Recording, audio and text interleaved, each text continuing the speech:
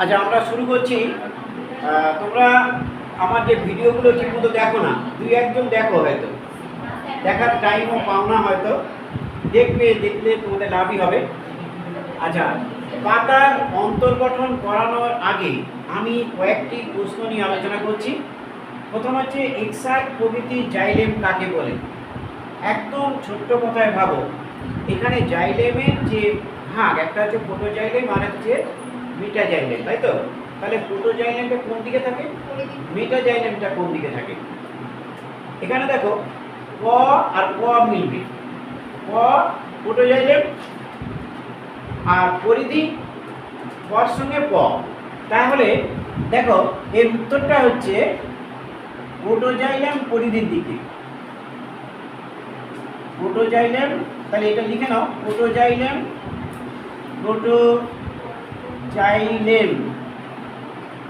Protoxylem কোন দিকে থাকবে? পরিধির দিকে। আর এবং মেটাজাইলেম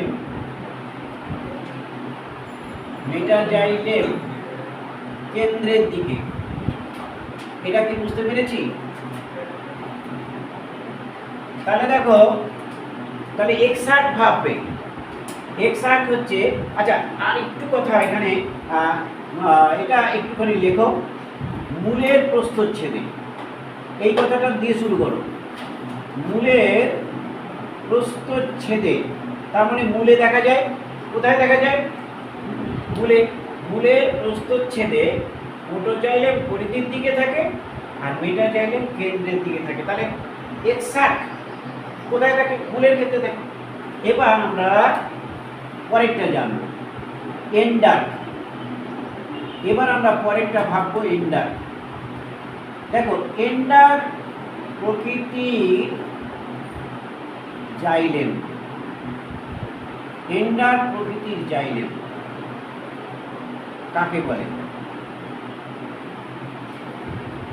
এবার ঠিক উল্টোটা লিখব। এবার কাণ্ডের প্রস্থচ্ছেদে, এটা কোথায় দেখা যাবে? কাণ্ডের প্রস্থচ্ছেদে। কাণ্ডের প্রস্থচ্ছেদ করলে এক্সাক্ট হবে। তাহলে কাণ্ডের প্রস্থচ্ছেদে, তাহলে এই প্রোটোজাইলেম কেন্দ্রের দিকে থাকবে। প্রোটোজাইলেম কোন দিকে থাকবে? প্রোটোজাইলেম কেন্দ্রের দিকে। তাহলে একটা জানি তো আরেকটা লিখতে পারবো। তাহলে প্রোটোজাইলেম কেন্দ্রের দিকে এবং মেটাজাইলেম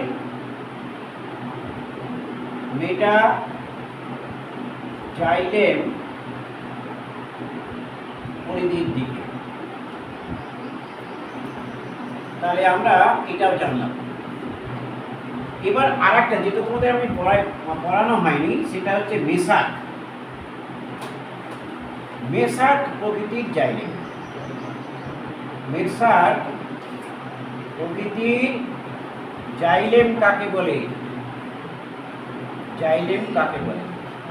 এবার দেখো, আমরা সবসময় ওই প্রোটোজাইলেম ভাবো, প্রোটোজাইলেম পরিধির দিকে, প্রোটোজাইলেম কেন্দ্রের দিকে। এবার প্রোটোজাইলেম মেটাজাইলেমকে বেষ্টন করে থাকে। এবার কোথায় থাকে? পাতার প্রস্থচ্ছেদ। এটা কোথায় থাকবে? তাহলে আমি এটা লিখতেই পারি যে পাতার প্রস্থচ্ছেদে, এটা দেখতে পাবো। তাহলে পাতার প্রস্থচ্ছেদে আমরা যে জাইলেমের যে বিন্যাসটা দেখতে পাবো, সেটা হচ্ছে মেসার্ট। কি দেখতে পাবো? মেসার্ট। মূলের ক্ষেত্রে এক্সাক্ট, কাণ্ডের ক্ষেত্রে এন্ডার্ক, হ্যাঁ এন্ডার্ক হয়েছে, আর পাতার ক্ষেত্রে হচ্ছে মেসার্ট। সবাই বুঝতে পেরেছি? তাহলে তিনটে কথা আমরা নিশ্চয়ই বুঝতে পারলাম। এক্সাক্ট অর্থাৎ প্রোটোজাইলেম পরিধির দিকে, প। তারপরে এন্ডার প্রোটোজাইলেম কেন্দ্রের দিকে।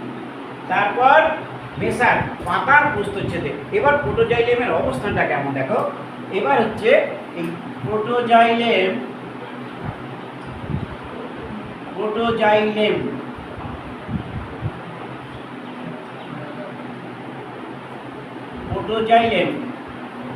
মেটাজাইলেম কি?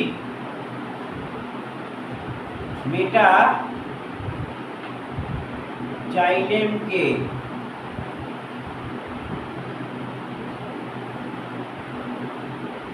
ঘিরে থাকে, বেষ্টন করে থাকে বা ঘিরে থাকে।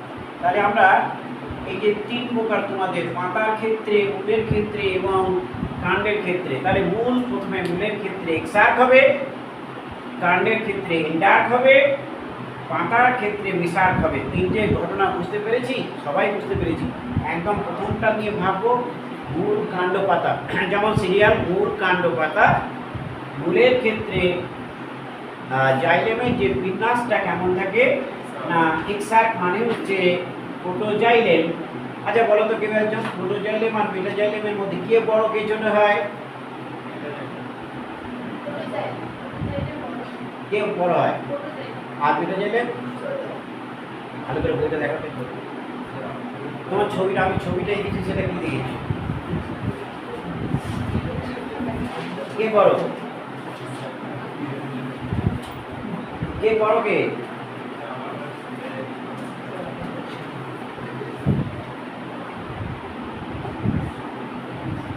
বড় কোনটা হবে আমাকে দেখা বলো আগে। কে বলো? মেটাজাইলেম বড় হয়, প্রোটোজাইলেম ছোট হয়। আচ্ছা আমরা গতকাল মানে গতদিন আমাদের রবিবারে যেটা পড়িয়েছিলাম, কাণ্ডের অন্তর্গঠন পড়িয়েছিলাম।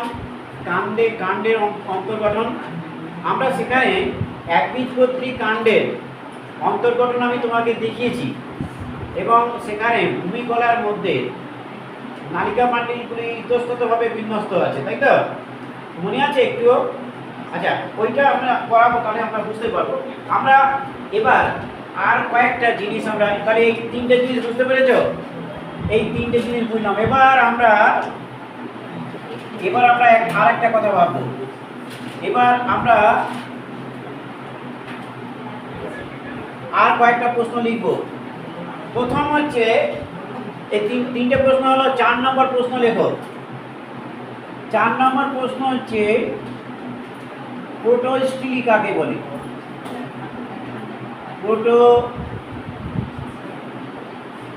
প্রোটোস্টিলি কাকে বলে?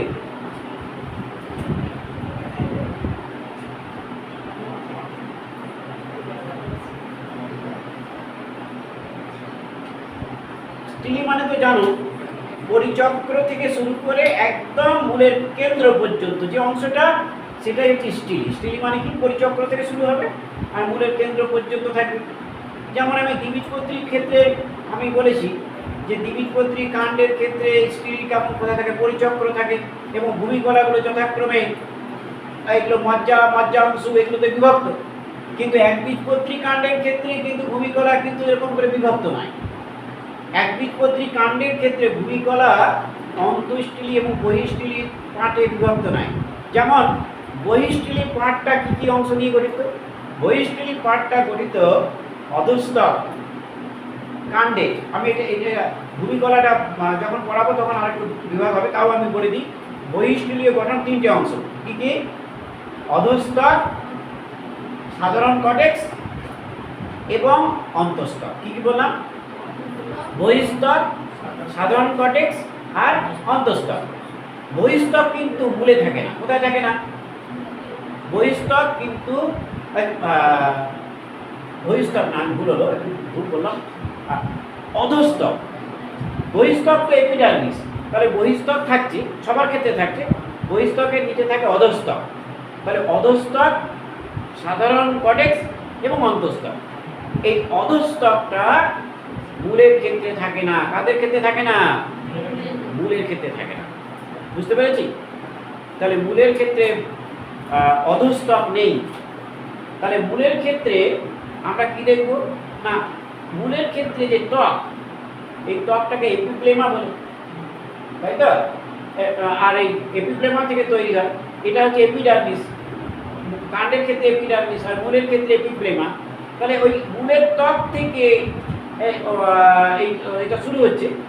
আর এই যে অংশটা, এই অংশটা হচ্ছে বহিঃস্থলীয় গঠনটা, এইটা হচ্ছে কোন পর্যন্ত বিস্তৃত না অন্তঃস্থক পর্যন্ত বিস্তৃত। কিন্তু যখন কাণ্ড বলবো তখন অধস্তক থেকে এটা কিন্তু শেষাবরণী পর্যন্ত বিস্তৃত, অন্তঃস্থক থাকে না। দ্বিবীজপত্রী কাণ্ডের ক্ষেত্রে অন্তঃস্থক আছে, তাহলে কি আছে, কি আছে ওখানে শেষাবরণী আছে, কি আছে, অর্থাৎ কিছু প্যারেনকাইমা কোষের মধ্যে শেষসার জমা হয়ে ওখানে অন্তঃস্থকের পরিবর্তে একটা আবরণ গঠন করেছে, তাকে শেষসার আবরণী বলে দ্বিবীজপত্রী কাণ্ডের ক্ষেত্রে। আর একবীজপত্রী কাণ্ডের ক্ষেত্রে যথাক্রমে আমরা অন্তঃস্থকটা দেখব। আচ্ছা, সেটা আমরা একটু পরে করবো। তাহলে আমরা প্রোটোস্টিলি বলবো। প্রোটোস্টিলি মানে কি, পরিচক্র থেকে কাণ্ডের কেন্দ্র পর্যন্ত যে বিস্তৃত যে অংশটা তার নাম হচ্ছে স্টিলি। আমরা প্রোটোস্টিলি মানে কি, প্রোটোস্টিলি মানে মজ্জাবিহীন, মজ্জা থাকবে না, মজ্জাবিহীন জাইলেম এবং ফ্লোয়েম।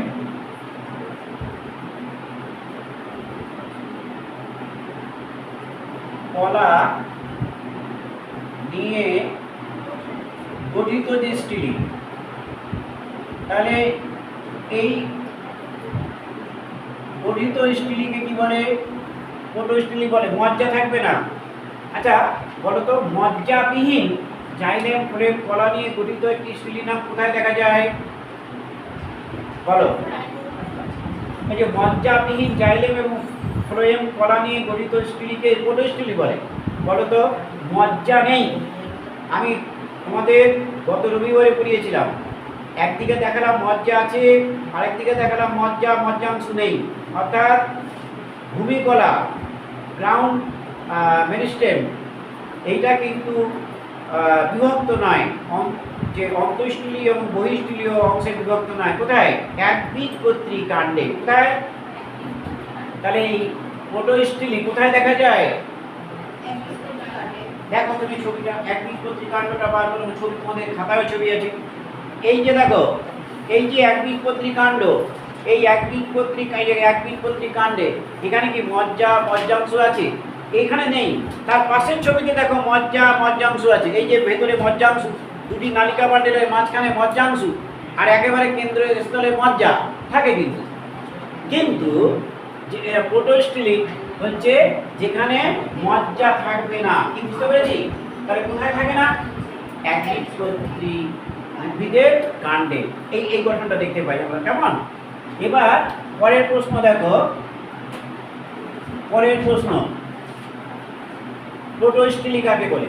এবার ইউস্টিলি কাকে বলে? এবার পরের প্রশ্ন হচ্ছে ইউস্টিলি কাকে বলে? আমি পাশে একটা ছবি আঁকছি, তাহলে এটা গঠনটা তোমাদের বুঝতে সুবিধা হবে। ইউস্টিলির গঠনটা বুঝতে সুবিধা হবে। তোমরাও ছবি আঁকো, পেন দিয়েই আঁকো, পেন থাকলে কোনো অসুবিধা নেই। দেখো, এই যে আমি একটা গঠনের ছবি আঁকলাম, এবার মাঝখানে দেখো এখানে মজ্জা আছে। মাঝখানে এই যে গোল অংশটার নাম হচ্ছে মজ্জা। আমি ভেতরে লিখেই দিচ্ছি, এটা হচ্ছে মজ্জা। ভেতরের অংশটার নাম কি,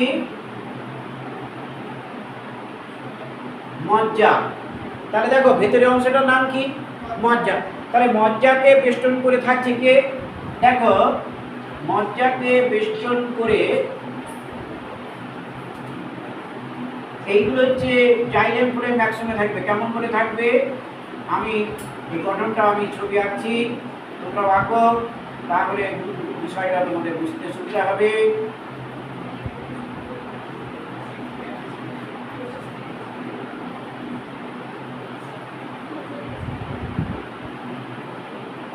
আচ্ছা, আমরা এই যে ইউস্টিলি গঠনটা এঁকেছি, ভেতরে দেখো মজ্জা আছে, ভেতরে কেন্দ্রে কি আছে, মজ্জা। আমি লিখে দিচ্ছি, তুমিও লেখো মজ্জা।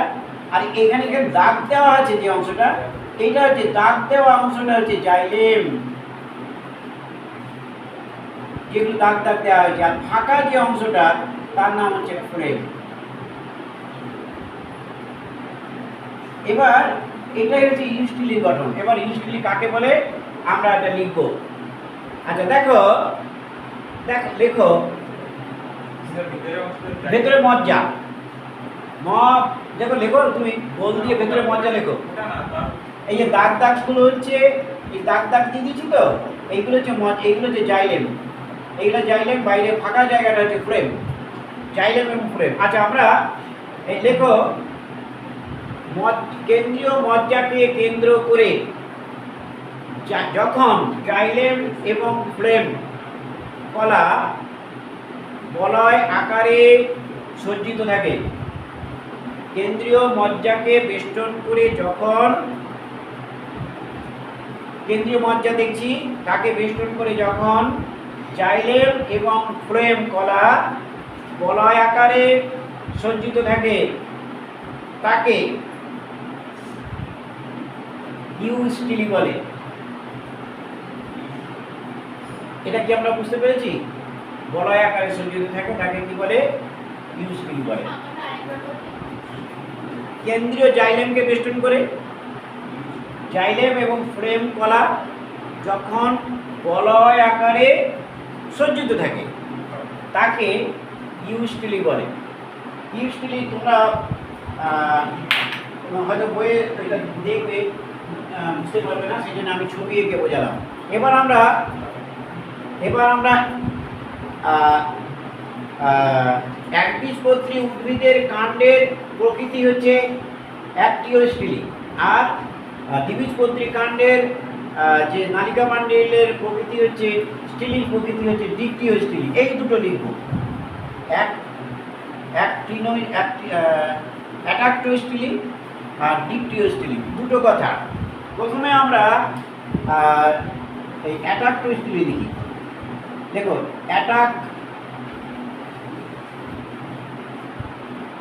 অ্যাটাক্টোস্টিলি কাকে বলে? অ্যাটাক্টোস্টিলি কাকে বলে? এটা আমরা একটা ছবি আঁকি, তাহলে বুঝতে পারবো। দেখো একবীজপত্রী উদ্ভিদের কাণ্ড আগের দিন এঁকেছিলাম, আজকেও তোমরা দেখেছো, ছবিটা দেখছো। এখানে মজ্জাংশ নেই। কেন নেই বলো তো? কেন নেই মজ্জাংশ একবীজপত্রী উদ্ভিদের কাণ্ডে? কেন নেই? কারণ কি? গ্রাউন্ড মেরিস্টেম বা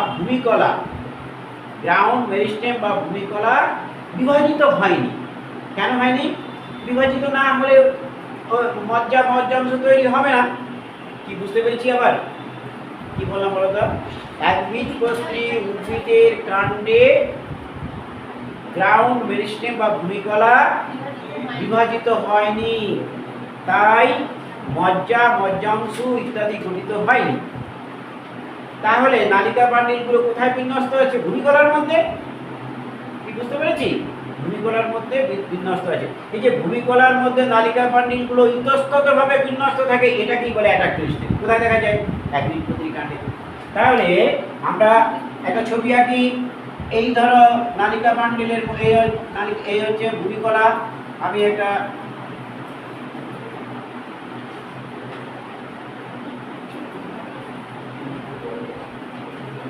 দেখো এখানে কিন্তু মজ্জাংশ নেই। এবার এইগুলো হচ্ছে নালিকা পান্ডিল।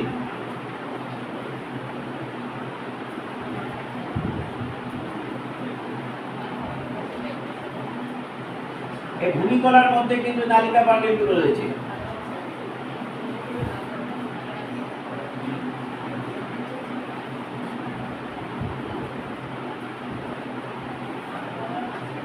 ভূমিকলার মধ্যে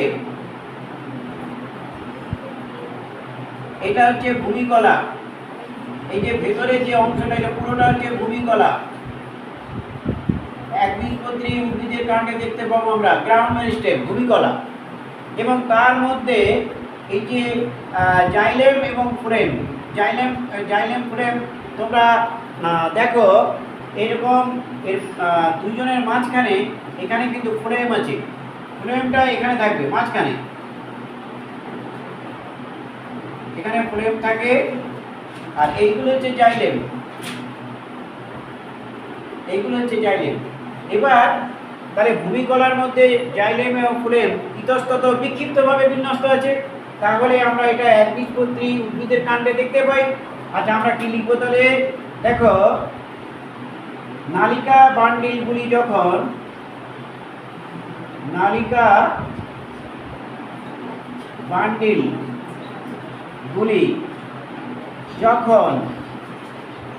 বান্ডিলগুলি যখন ভূমিকলার মধ্যে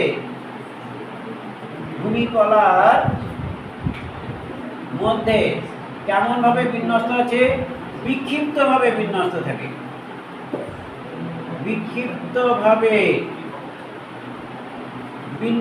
থাকে।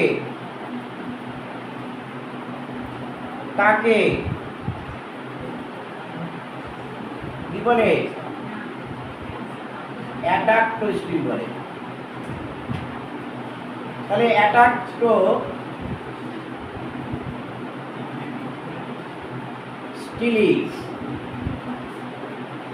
তোমরা এই যে বইটা তোমরা হলো বইটা খুলে দেখো, এখানে এই যে এই বানানটা আমার অবশ্য ঠিক হয়নি, যাই হোক, এই যে অ্যাডাক্টো স্টিলি একই কথা, এখানে অ্যাডাক্টো স্টিলি লেখা আছে, পেজ নাম্বার হচ্ছে 147। এই প্রকার স্টিলকে অ্যাডাক্টো স্টিলি বলে। দেখেছো? দাগ দিয়ে রাখো। 147 এই যে নালিকা বান্ডিলের মধ্যে অ্যাডাক্টো স্টিলি লেখা আছে। তাহলে এই যে অ্যাডাক্টো স্টিলিটা কি? 147 পৃষ্ঠা নালিকা বান্ডিলের মধ্যে অ্যাডাক্টো স্টিলি কাকে বলে আমরা ছবি এঁকে দেখিয়ে দিলাম। কি বুঝতে পেরেছি সবাই? যখন নালিকা বান্ডিল ভূমিকলার মধ্যে কেমন ভাবে বিন্যস্ত থাকবে? ইতস্তত ভাবে বিন্যস্ত থাকবে।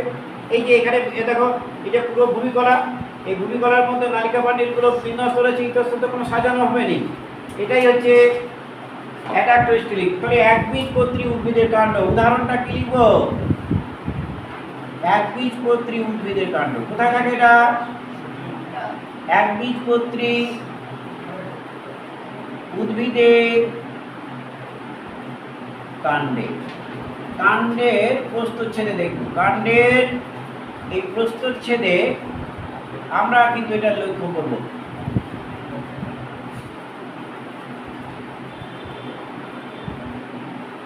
তাহলে আমরা নিশ্চয়ই একবীজপত্রী উদ্ভিদের কাণ্ডের স্টিলি যখন আমরা লক্ষ্য করব, তখন আমরা দেখব এটা অ্যাডাক্টো স্টিলি। কেন? কারণ নালিকা বান্ডিলগুলো ভূমিকলার মধ্যে বিক্ষিপ্তভাবে বিন্যস্ত থাকে এবং একবীজপত্রী উদ্ভিদের কাণ্ড ভূমিকলা যেহেতু বিভাজিত হয়নি, সেই জন্য ভূমিকলাটা যেমন আছে তেমনই রয়েছে এবং তার মধ্যে নালিকা বান্ডিলগুলো বিক্ষিপ্তভাবে বিন্যস্ত আছে। এটাই হচ্ছে অ্যাডাক্টো স্টিলি। এবার আমরা এটা তো একবীজপত্রী উদ্ভিদের কাণ্ড, এবার আমরা দ্বিবীজপত্রী উদ্ভিদের কাণ্ড চলে যাই। দ্বিবীজপত্রী, আচ্ছা তুমি মনে হয় এই প্রশ্নটা নিয়ে দুটো আগের দিন এই দুটো প্রশ্ন আমরা করিয়েছিলাম, তুমি আসনি। আচ্ছা এবার আমরা দ্বিবীজপত্রী উদ্ভিদের কাণ্ড প্রস্থচ্ছেদে দেখব। এবার আমরা দ্বিতীয় স্টিলি, অ্যাডাক্টো স্টিলি আমরা গেলাম। এবার আমরা দেখব পরেরটা, দেখি কত নম্বর প্রশ্ন এটা? 5 না 7। এবার আমরা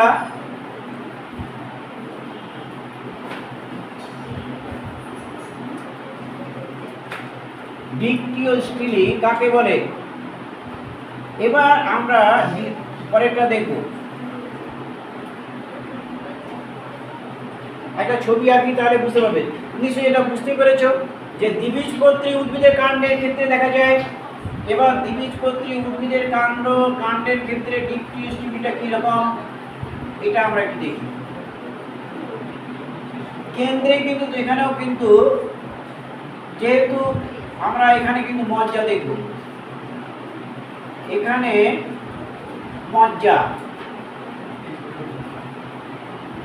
এখানে কিন্তু মজ্জাংশ যদি থাকবে, অর্থাৎ কেন্দ্রে মজ্জা থাকে, তাহলে কেন্দ্রে তো মজ্জা আছে, যেহেতু দ্বিবীজপত্রী উদ্ভিদে এই যে দ্বিতীয় স্টিলি দ্বিবীজপত্রী কাণ্ড, মনে রাখবে এটা। আর অ্যাডাক্টো স্টিলি হচ্ছে একবীজপত্রী কাণ্ড। এক্ষেত্রে দেখো, এক্ষেত্রে এই যে জাইলেম, এটা খুব ভালো করে লক্ষ্য করো, যেটা দাগ দিচ্ছি, এই যে দাগ দেওয়া এই অংশটা হচ্ছে জাইলেম। এই জাইলেমকে বেষ্টন করে কিন্তু দেখো ফ্লেম আছে, জাইলেমকে বেষ্টন করে এই যে দাগ দেওয়া অংশটা হচ্ছে জাইলেম, আর একে বেষ্টন করে ফাঁকা অংশটা হচ্ছে ফ্লেম। আর একটা দিচ্ছি দেখো, এই যে জাইলেম, এই অংশটা যে জাইলেম, একে বেষ্টন করে থাকে ফ্লেম। তাহলে এই এই গঠনটাকে বলা হয় ডিকটিওস্টিলি। অর্থাৎ এখানে কিন্তু মজ্জা ভূমিকলা, এটা কিন্তু আগেরটা দেখিয়েছিলাম ভূমিকলা, এখানে কিন্তু ভূমিকলা বিভক্ত, মজ্জায় বিভক্ত, মজ্জাংশতে বিভক্ত। তাহলে এই দাগ দেওয়া অংশটা হচ্ছে জাইলেম, আর এই ফাঁকা যে জায়গাটা, এই জায়গাটার নাম হচ্ছে ফ্লেম। তাহলে জাইলেমকে বেষ্টন করে কে থাকছে? ফ্লেম থাকে। তাহলে আমরা বলতেই পারি, দেখো সংজ্ঞা, কেন্দ্রীয় জাইলেম কেন্দ্রীয় মজ্জাকে বেষ্টন করে, কেন্দ্রীয় মজ্জাকে বেষ্টন করে, কেন্দ্রীয় মজ্জাকে বেষ্টন করে, কেন্দ্রীয় দেখো মজ্জাকে বেষ্টন করে,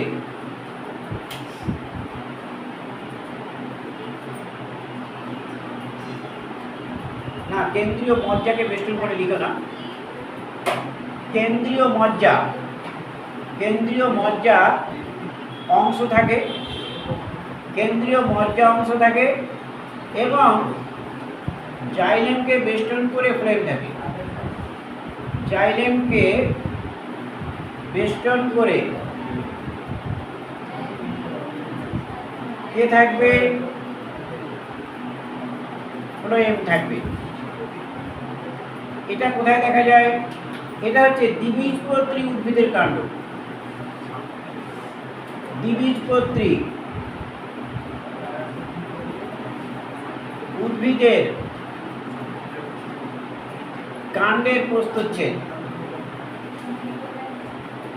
কাণ্ডের প্রস্থচ্ছেদে আমরা এই গঠনটা দেখতে পাবো। তাহলে আমরা একবীজপত্রী এবং দ্বিবীজপত্রী উদ্ভিদের কাণ্ডের যে স্টিলিটা দেখলাম, অ্যাডাক্টোস্টিলি। এই যে সংজ্ঞা ফঙ্গা তোমাকে দেবে না, তোমাকে মনে রাখতে হবে এটা কোনটা ডিকটিওস্টিলি। একবীজপত্রী উদ্ভিদের কাণ্ড হচ্ছে অ্যাডাক্টোস্টিলি, আর দ্বিবীজপত্রী উদ্ভিদের কাণ্ড হচ্ছে ডিকটিওস্টিলি। কেন সেটা? কারণ হচ্ছে তোমাকে বললাম যে জাইলেমকে বেষ্টন করে থাকে ফ্লেম এবং কেন্দ্রে মজ্জাও থাকে। আমরা এই কটা নিশ্চয়ই, এই যে কতগুলো টার্মস তোমাদের মনে রাখা দরকার সেটা আমরা মনে রাখবো। এবার আমরা আরও কিছু জিনিস তোমাদের মনে রাখার জন্য বলবো। এবার আমরা যেটা করব সেটা হচ্ছে, তোমাদের প্রশ্ন থাকে বইয়ে, উত্তর থাকে না বইয়ে। প্রশ্ন থাকে, প্রশ্ন দেখবে বইয়ের পিছন দিকে প্রশ্ন আছে, বইয়ের মধ্যে খুঁজতে গেলে উত্তরটা পাবে না। দেখো এখানে একটা প্রশ্ন আছে, আমি প্রশ্নটা বলছি তোমাদের বই অনুযায়ী। এই বইটা হচ্ছে এই যে 80 নাম্বার প্রশ্ন, 153 80 নাম্বার প্রশ্ন। দেখো আমি এই যে কত নম্বর প্রশ্নটা লিখলাম, 7 লিখলাম তো। এবার আমরা 8 নাম্বার প্রশ্ন লিখব।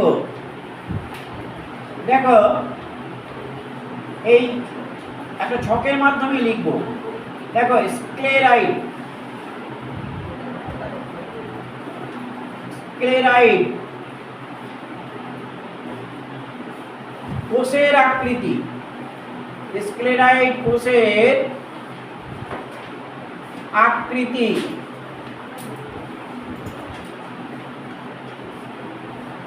দণ্ডাকার হতে পারে। এগুলো মুখস্থ করবে।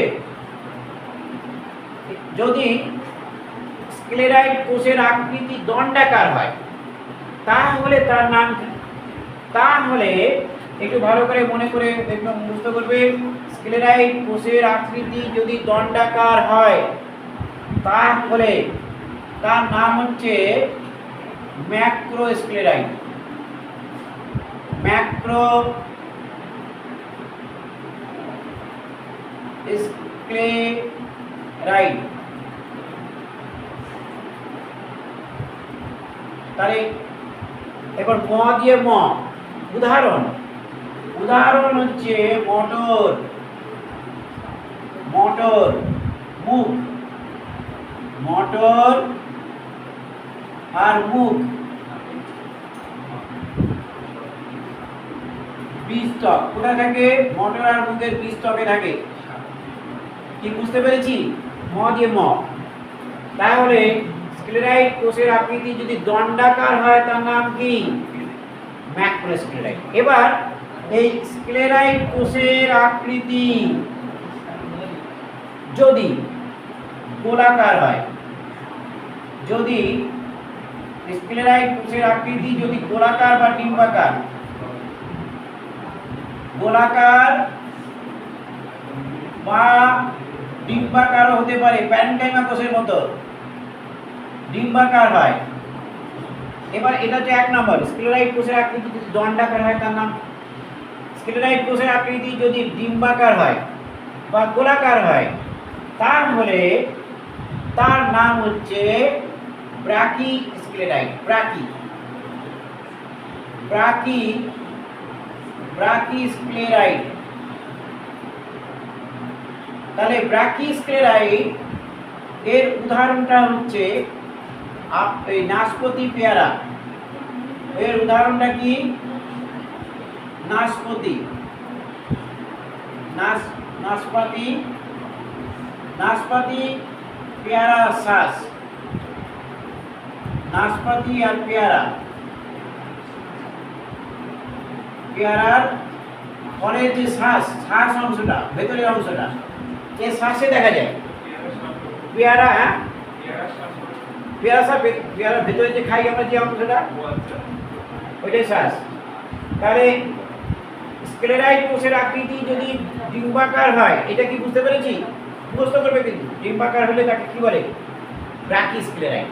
এবার তারপরে দেখো, এই স্ক্লেরাইড কোষের আকৃতি যদি অস্থি, অস্থি মানে হাড়ের মতো নয়, অস্থি বা হাড়ের মতন, হাড়ের মতো কেমন? এই দুই মাথাটা এরকম, মাথা এই পাশে মাথা এরকম থাকবে এবং নিচের দিকে এরকম থাকবে, হাড়ের গঠন একটা অস্থির গঠনের মতো থাকে, অস্থি বা হাড়ের মতো হবে, এরকম গঠন থাকে। তাহলে হাড়ের মতো হয়, তাহলে তাকে কি বলবো? তাহলে তাকে বলবো অস্টিও স্ক্লেরাইড। অস্টিও,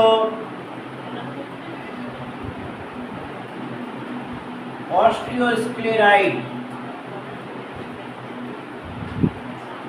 তাহলে হাড়ের মতো যদি হয় তাহলে তাকে কি বলবো? Osteosclereid. এটা হচ্ছে এটা আমিও চিনি না, হাকিয়া করে পাতা, হাকিয়া, হাকিয়া উদ্ভিদের পাতা, হাকিয়ার পাতা। তাহলে এর উদাহরণটা বইতে তাই আছে। তাহলে অস্টিও স্ক্লেরাইড গঠনটা কেমন দেখতে? হাড়ের মতো। উদাহরণটা কি বললাম। এইবার আরেকটা আছে, এই স্ক্লেরাইড কোষের আকৃতি যদি তারার মতো হয়, তারকাকৃতি, তারকাকৃতি হয়, স্ক্লেরাইড কোষের আকৃতি যদি তারকাকৃতি হয় তাহলে তাকে কি বলবো? তাহলে তাকে আমরা বলবো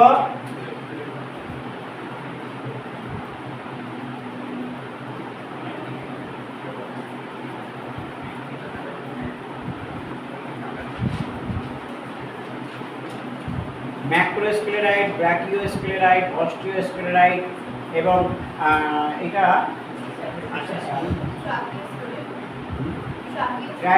ট্রাইকোস্ক্লেরাইড। আচ্ছা, ট্রাইকোস্ক্লেরাইড,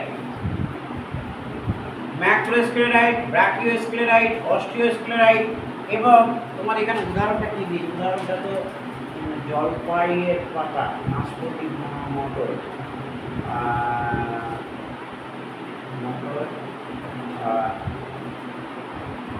না এটা এখানে আমি এই উদাহরণটা দিতে পারছি না। এটা হচ্ছে অস্টিওস্ক্লেরাইড, এইটা কিন্তু আমি এখানে পাইনি। হ্যাঁ, এটা আমি বলবো, তোমরা পরের দিন আমি লিখে দেবো। এটা হচ্ছে অস্টিওস্ক্লেরাইট, অস্টিও না, এটা হচ্ছে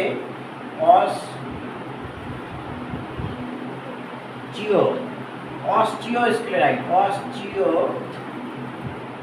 অস্টিওস্ক্লেরাইট। এটা কিন্তু এই পদ্ম এবং শালুক, উদাহরণ হচ্ছে পদ্ম শালুক। না, এটাই দেওয়া আছে তো।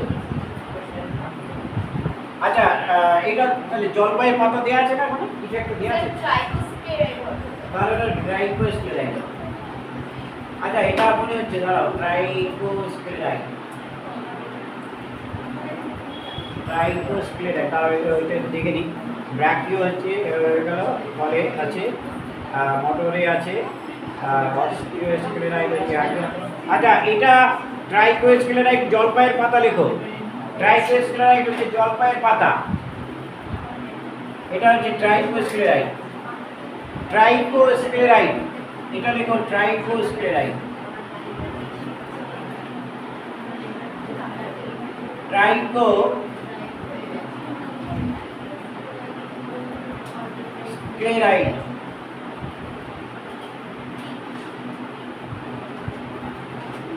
ট্রাইকোস্ক্লেরাইট হচ্ছে জলপাইয়ের পাতা।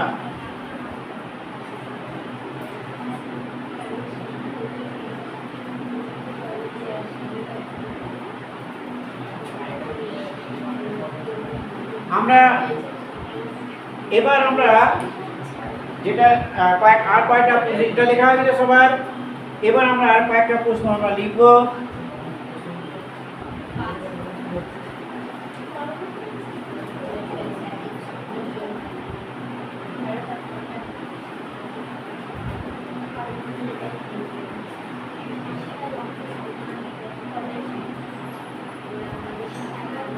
এবার প্রশ্ন, তারপরে প্রশ্ন লেখো টাইলোসিস কাকে বলে, টাইলোসিস।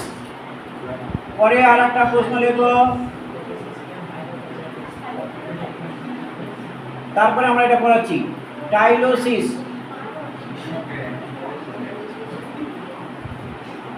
কাকে বলে,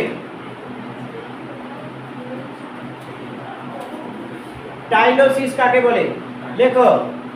জাইলেম বাহিকায় প্যারেনকাইমা কোষগুলি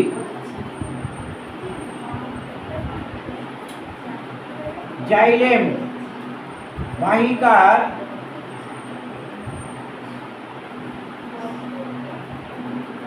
প্যারেনকাইমা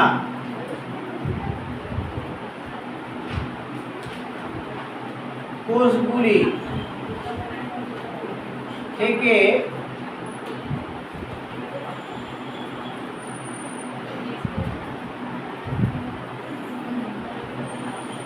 বেলুনের মতো উপবৃদ্ধি সৃষ্টি হয়ে, বেলুনের মতো উপবৃদ্ধি সৃষ্টি হয়ে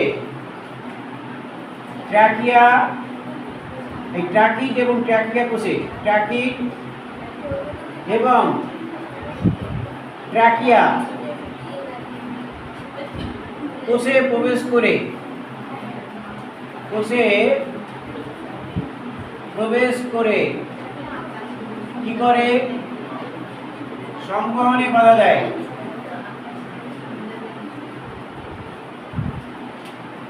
তাকে টাইলোসিস বলে। তাহলে টাইলোসিস কাকে বলে, জাইলেম বাহিকার প্যারেনকাইমা কোষগুলি থেকে বেলুনের মতো উপবৃদ্ধি সৃষ্টি হয়ে ট্র্যাকিড এবং ট্র্যাকিয়া কোষে প্রবেশ করে সংবহনে বাধা দেয়, তাকে কি বলে, টাইলোসিস। এবার আমরা আরেকটা প্রশ্ন লিখব, অ্যালবুমিনাস কোষ, এটা খুব ইম্পর্টেন্ট, অ্যালবুমিনাস কোষ। পরের প্রশ্ন একটা লিখি আমরা, এগুলো একটু দেখে নেবে। অ্যালবুমিনাস কোষ, পরের প্রশ্ন আমরা লিখব, দেখো অ্যালবুমিনাস কোষ কাকে বলে।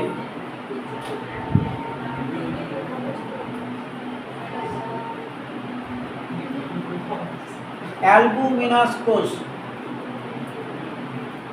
কাকে বলে, দেখো এই যে অপুষ্পক উদ্ভিদ,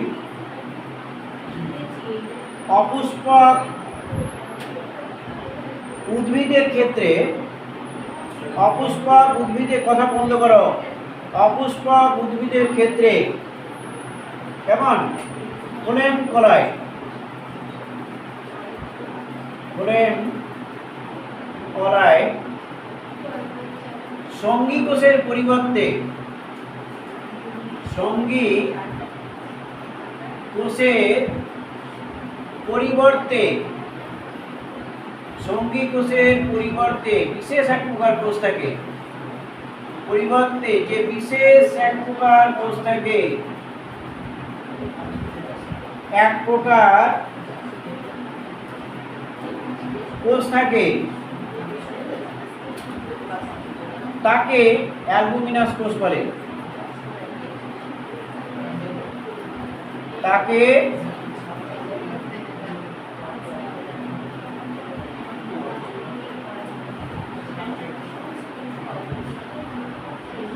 তাহলে অ্যালবুমিনাস কোষ কাকে বলে আমরা জানলাম যে অপুষ্পক উদ্ভিদের ক্ষেত্রে ফ্লোয়েম কলায় সঙ্গী কোষের পরিবর্তে। আর একটা প্রশ্ন লিখে তারপরে এখানে চলে যাচ্ছি।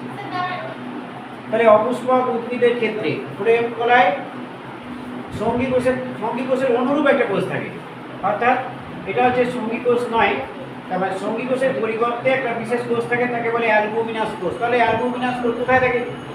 নিশ্চয়ই আমরা জানলাম যে অপুষ্পক উদ্ভিদের ক্ষেত্রে থাকে বিশেষ এক প্রকার কোষ, তাকে অ্যালবুমিনাস কোষ বলে। এবার আমরা যেটা জানবো, ব্যক্তবীজী উদ্ভিদ আর গুপ্তবীজী উদ্ভিদের মধ্যে সংবহন কলার একটা পার্থক্য আছে।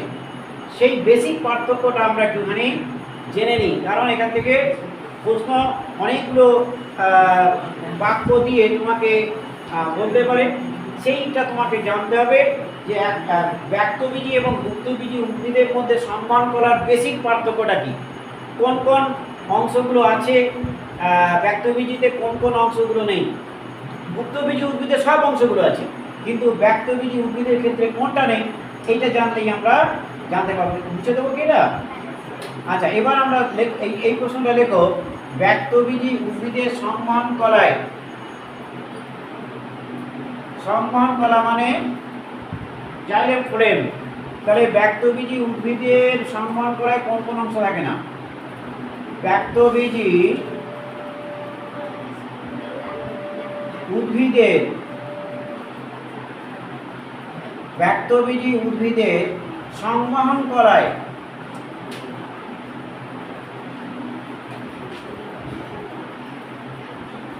কোন কোন অংশগুলো থাকে না?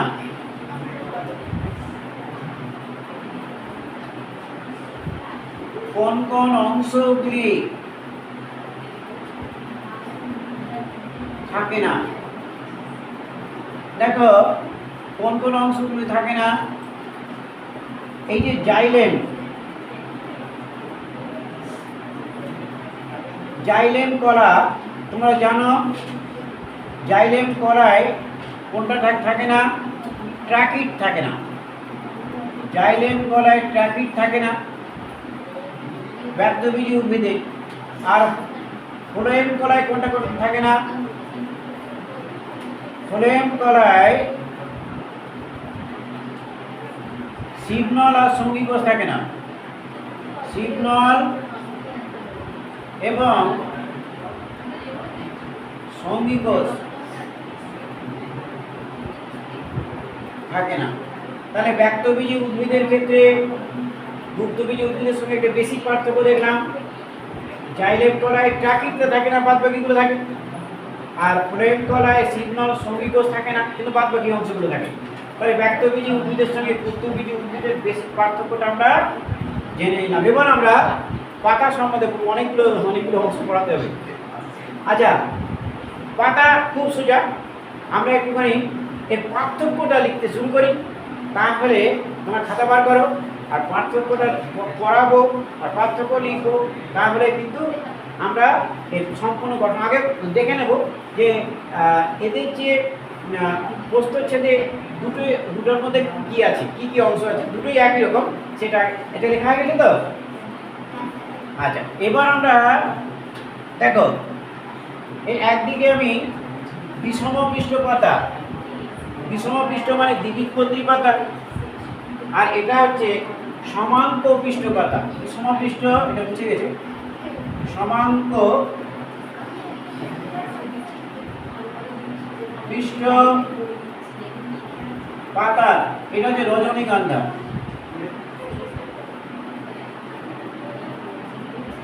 রজনীগন্ধা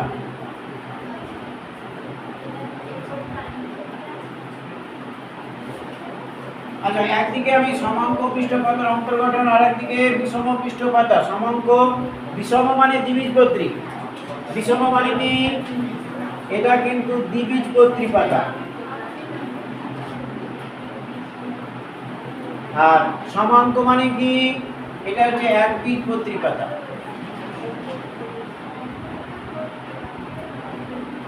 এবার দেখো প্রত্যেকের ছবিটা দেখে নিই। দেখো এখানে কি কি অংশ আছে, মানে গঠনগুলো একটু দেখে নিই। প্রস্থচ্ছেদে দ্বিবীজপত্রী এই বিষম পৃষ্ঠ বা এখানে কি কি অংশ আছে, আমি বিষম পৃষ্ঠ পাতার নিচে যে অংশগুলো আছে আর প্রস্থচ্ছেদে কি কি অংশ থাকে। প্রস্থচ্ছেদে আমি এখানে লিখছি, প্রস্থচ্ছেদে নিম্নলিখিত অংশ থাকে, নিম্নলিখিত অংশ থাকে। এই ছবির নিচে আমি লিখছি, এখানেও লিখছি প্রস্থচ্ছেদে নিম্নলিখিত অংশ থাকে। প্রস্থচ্ছেদে নিম্নলিখিত অংশগুলি থাকে।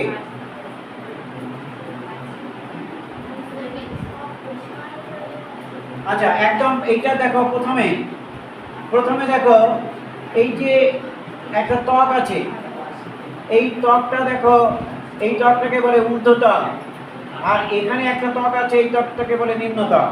তাহলে একটা হচ্ছে ঊর্ধ্বত্বক, একটা হচ্ছে ঊর্ধ্বত্বক, 2 নম্বর হচ্ছে নিম্নত্বক। ঊর্ধ্বত্বক মানে আপার এপিডার্মিস, নিম্নত্বক মানে লোয়ার এপিডার্মিস। সবাই বুঝতে পেরেছি? তাহলে একটা হচ্ছে ঊর্ধ্বত্বক আর একটা হচ্ছে নিম্নত্বক, আপার এপিডার্মিস আর লোয়ার এপিডার্মিস। তাহলে দুটো ত্বক হয়েছে। এবং দেখো এই ত্বকে কিন্তু কি থাকে, ত্বকে এইগুলো কিন্তু এখানে কিউটিকল যুক্ত থাকে। এই যে এখানে আমরা এগুলো দেখব প্যারেনকাইমা কোষ দিয়ে তৈরি, প্যারেনকাইমা এই কোষ দিয়ে তৈরি। এর সঙ্গে আমরা দেখব এখানে কি থাকবে, কিউটিকল থাকে,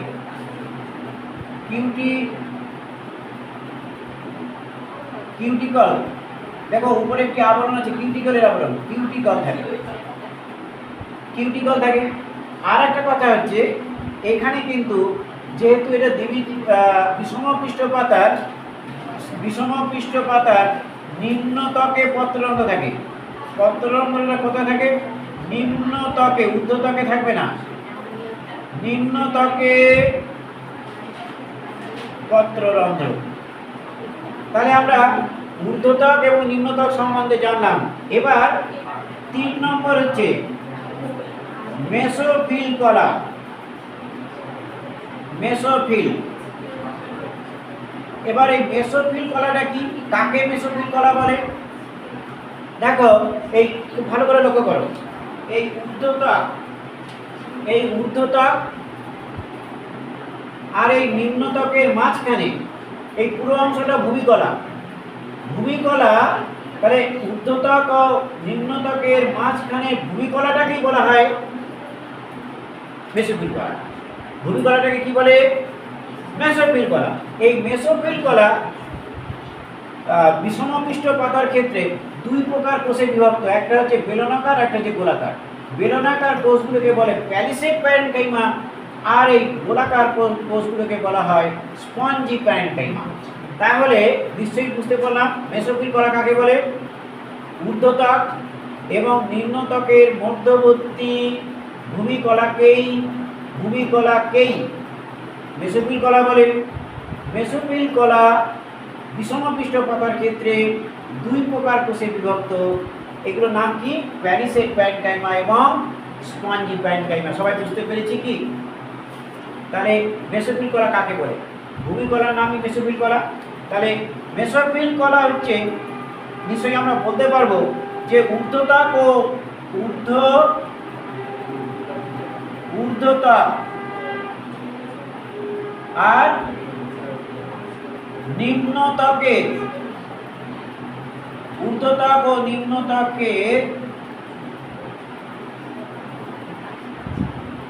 মধ্যবর্তী, এটা নিশ্চয়ই বুঝতে পেরেছি। ভূমিকলাকে মেসোফিল কলা বলে। ভূমিকলাকে কি বলে? ভূমিকলাকে মেসোফিল কলা বলে। তাহলে মেসোফিল কলা কাকে বলে বুঝতে পেরেছি। এক্ষেত্রেও তাই হবে তো, এক্ষেত্রেও তাই হবে। ঊর্ধ্বতাপ ও নিম্নতাপের মধ্যবর্তী ভূমিকলাকে মেসোফিল কলা বলে। এখানে এই পর্যন্ত কিন্তু দুটোই এক। এখানে এই যে এখানে এখানে 1, এখানে 2, এখানে 3, 1, কিন্তু এই যে নিম্নতাপ, এখানে কিন্তু পত্ররন্ধ্র, এই পত্ররন্ধ্রটা কিন্তু এই এখানে কিন্তু দেখো এখানে শুধু একটা পয়েন্ট আলাদা। পত্ররন্ধ্র ঊর্ধ্ব এবং নিম্নতাপে থাকে, উভয় জায়গায় থাকে। ঊর্ধ্বতাপ এবং নিম্নতাপে উভয় জায়গায় আছে, নিম্নতাপে থাকে। তার মানে এখানে কিন্তু পত্ররন্ধ্র দেখো দুই জায়গাতেই আছে। কোথায় কোথায় আছে? ঊর্ধ্বতাপ এবং নিম্নতাপে আছে। সমাঙ্গ পৃষ্ঠপাতা এখানে বেশি পার্থক্য হচ্ছে, নিম্নতাপে থাকে, ঊর্ধ্বতাপে থাকে না। কেন থাকে না? কেন এই পত্ররন্ধ্র এখানে দুই দিকে তৈরি হয়েছে? পাতাগুলো একবীজপত্রী উদ্ভিদের পাতাগুলো উল্লম্বভাবে থাকে, ফলে দুই দিকেই সূর্যালোকটা পায়, ফলে দুই দিকে পত্ররন্ধ্র তৈরি হয়েছে। আর দ্বিবীজপত্রী পাতাগুলো তো অনুভূমিকভাবে থাকে, তাহলে সব দিকে পায় না। তাহলে নিশ্চয়ই আমরা বুঝতে পেরেছি যে দ্বিবীজপত্রী পাতার ক্ষেত্রে নিম্নতকে পত্ররন্ধ্র আর একবীজপত্রী পাতার ক্ষেত্রে উভয় ত্বকে পত্ররন্ধ্র থাকে। মেসোফিল কলা এখানে একই। তাহলে মেসোফিল কলা এটাও লিখবো তাই, এখানে যা আছে তাই। এই দুটোর মধ্যে এক বিষয়বস্তু সবাই বুঝতে পেরেছি। এইবার বেসিক পার্থক্য যেটা, এইবার আমরা যেটা লিখবো সেটা হচ্ছে, দেখো এবার আমরা যেটা লিখবো, এটা মুছে দিই, নালিকা বান্ডিল সম্বন্ধে আমরা লিখবো 4 নম্বর, 4টে পয়েন্ট এবার আছে। তাহলে 1 নম্বর হচ্ছে ঊর্ধ্বতাপ, 2 নম্বর হচ্ছে নিম্নতাপ, 3 নম্বর হচ্ছে মেসোফিল কলা। তাহলে মেসোফিল কলা কি নিয়ে গঠিত? মেসোফিল কলা কিন্তু প্যালিসেড প্যারেনকাইমা এবং স্পঞ্জি প্যারেনকাইমা নিয়ে গঠিত। এবং এবার আমরা যেটা জানবো সেটা হচ্ছে নালিকা বান্ডিল। 4 নম্বরটা হচ্ছে নালিকা বান্ডিল। নালিকা বান্ডিলটা কি? নালিকা বান্ডিলটা পাতার নালিকা বান্ডিল। 4 নম্বর নালিকা বান্ডিল। নালিকা বান্ডিল হচ্ছে সংযুক্ত সমপার্শ্বীয়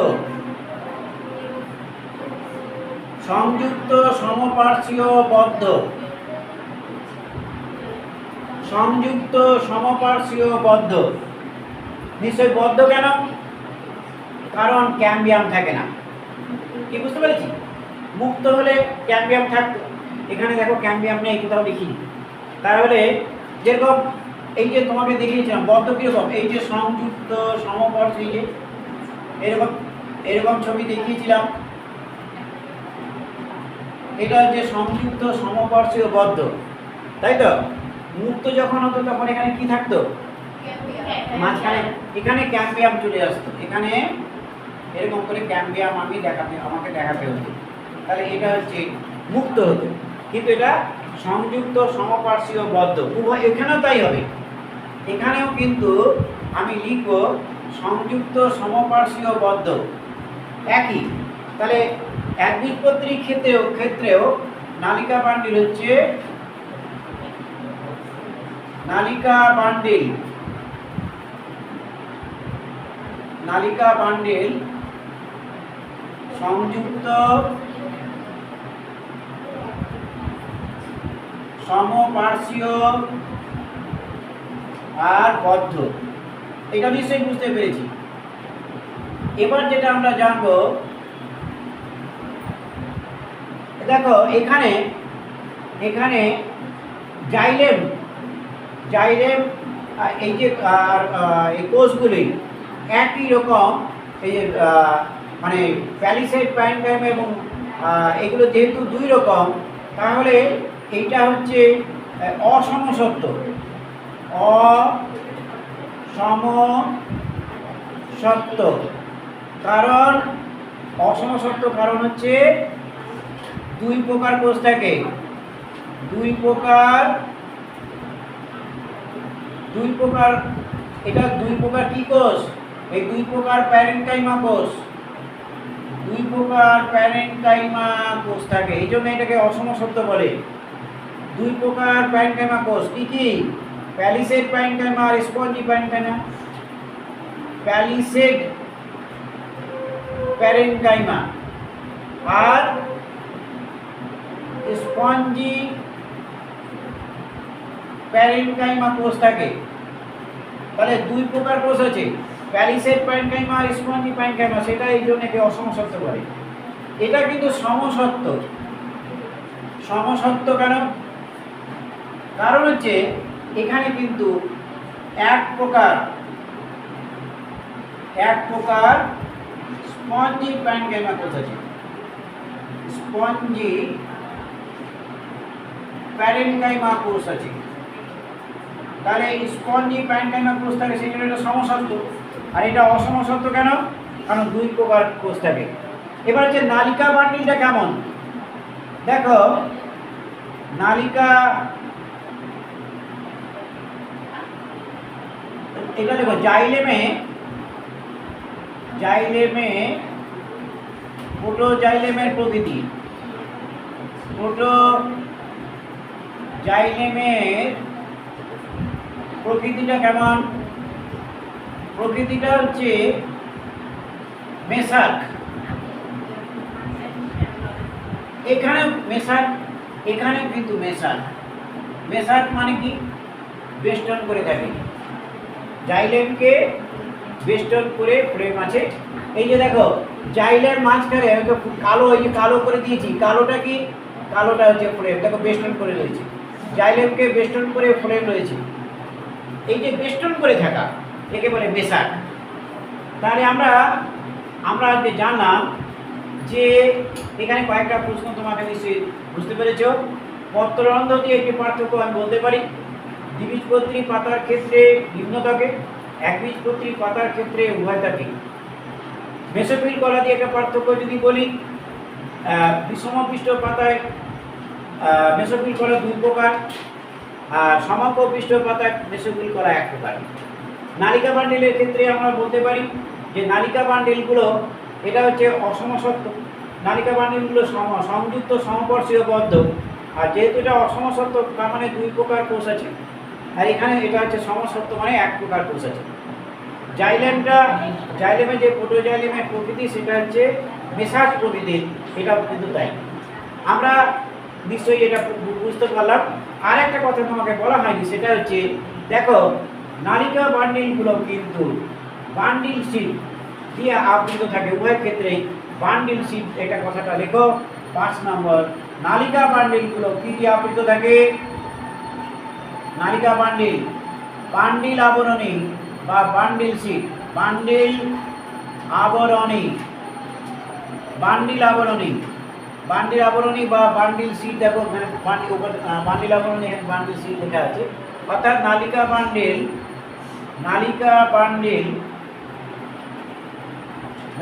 বান্ডিলগুলি বান্ডিল আবরণী দ্বারা আবৃত, বান্ডিল আবরণী দ্বারা আবৃত, বেষ্টিত বা আবৃত আমরা লিখতে পারি। তাহলে আমরা মোটামুটি একটা গঠনের পুরো গঠনটা চিত্রটা দেখলাম। একটা হচ্ছে বিষমপৃষ্ঠ পাতা, একটা হচ্ছে সমান্তপৃষ্ঠ পাতা। এবার আমরা যেটা লেখা হয়নি আমরা পেছন দিকে চলে যাই, সেটা হচ্ছে এটা বুঝবো কি আচ্ছা, আমরা এবার একটা তোমাদের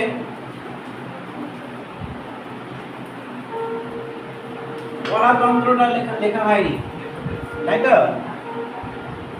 আমরা কলাতন্ত্রের মধ্যে শুধু একটাই লিখেছিলাম, সংবহন কলাতন্ত্র, আর কিছু লেখা হয়নি। আমরা কলাতন্ত্র কাকে বলে, আজকে আমরা কলাতন্ত্র নিয়ে আলোচনা করব।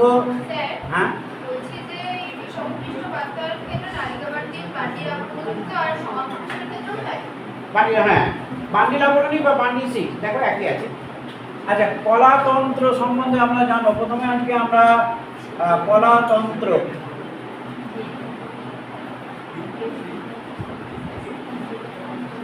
আমরা আগে একটা সংজ্ঞা জেনে নিই। দেখো, কলাতন্ত্র মানে কি, কলাতন্ত্র কাকে বলে? কলাতন্ত্র মানে কি? সম বা বিষম আকার আকৃতি, কেমন? কিন্তু উৎপত্তি আর কাজ এক হবে। আমরা লিখে নিই একটু, উৎপত্তিগত এবং কার্যগতভাবে অভিন্ন। উৎপত্তিগত এবং কার্যগতভাবে অভিন্ন, এটা দুটোই কিন্তু এক হবে। এইরূপ সম বা বিষম আকার আকৃতি কলার সমাবেশ বা সমাবেশ লেব, সমাবেশকে, কলার সমাবেশকে কি বলে? কলাতন্ত্র বলে। আজকে আমরা এই কলাতন্ত্রকে ছকের মাধ্যমে ভাগ করে আমরা তোমাকে দেখাবো। প্রথম হচ্ছে ত্বক কলাতন্ত্র। ত্বক কলাতন্ত্র, ত্বক কলাতন্ত্র কাকে বলে? ত্বক কলাতন্ত্র হচ্ছে উদ্ভিদের বহি আবরণ গঠন করে, আবরণ গঠন করে, এটা হচ্ছে ত্বক কলাতন্ত্র। একে তিন ভাগে ভাগ করা যায়। ত্বক কলাতন্ত্রের এখানে উৎপত্তিটা এখানে লিখে দিই। উৎপত্তিটা কোথা থেকে হয়েছে? ত্বক কলাতন্ত্রের উৎপত্তি হয়েছে অগ্রস্থ ভাজক কলা, অগ্রস্থ ভাজক কলা, অগ্রস্থ ভাজক কলার, বলতো অগ্রস্থ ভাজক কলা কোথা থেকে?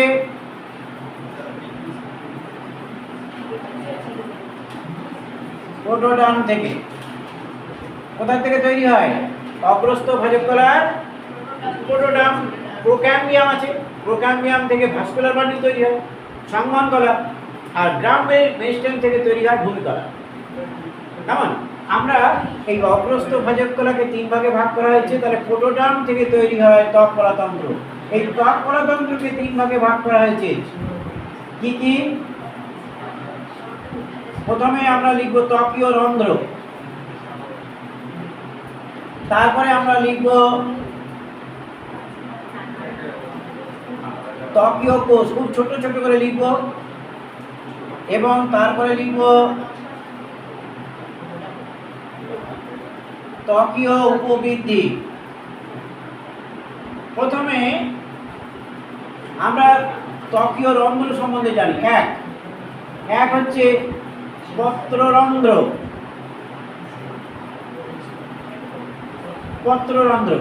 পত্ররন্ধ্রটা কি? পাতায় যে রন্ধ্র থাকে। এবার এ দেখো, বিষম পৃষ্ঠ পাতা, একটু আগে আমি তোমাকে দেখালাম, বিষম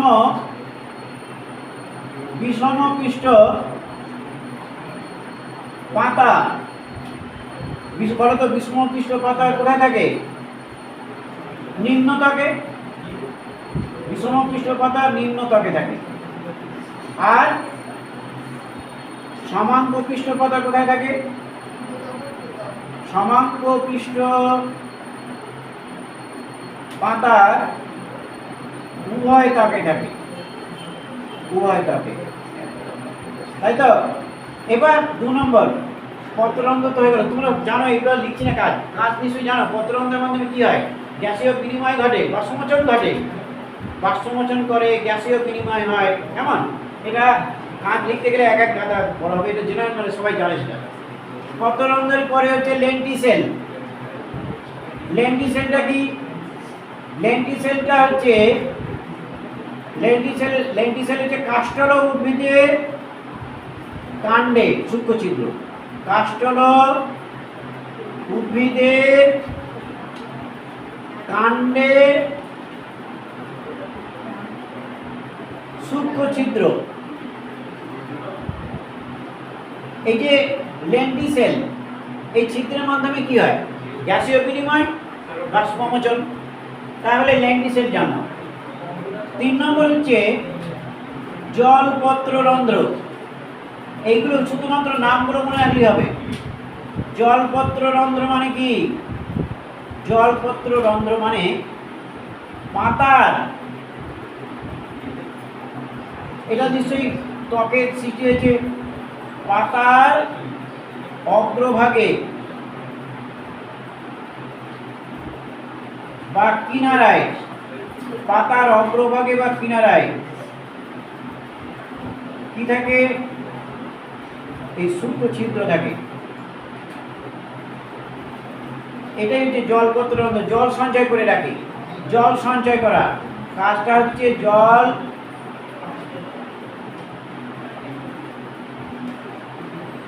সঞ্চয়। এবার ত্বকীয় কোষ 1 নম্বর। দেখো, ত্বকীয় কোষ হচ্ছে 1 নম্বর হচ্ছে সিলিকা। ত্বক এক হচ্ছে সিলিকা। সিলিকাটা কি? সিলিকাটা হচ্ছে ঘাস জাতীয়,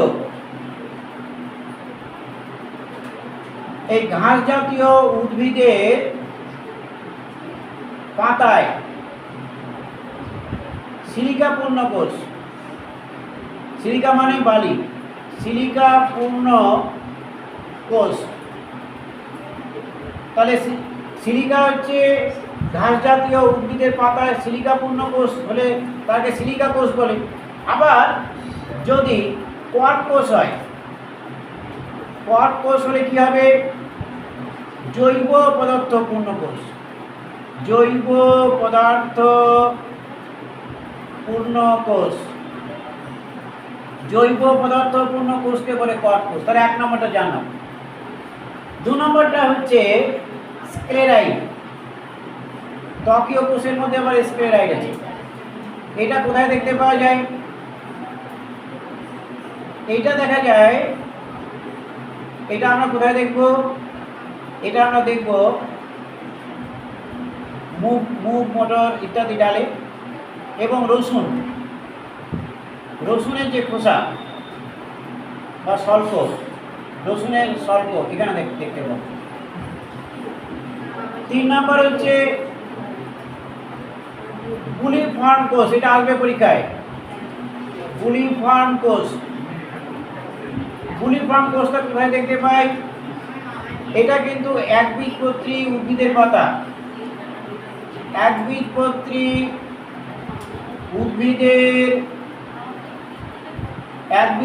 উদ্ভিদের পাতায় দেখা যায়। এইগুলোর বৈশিষ্ট্য কি? পাতলা কোষপ্রাচীর।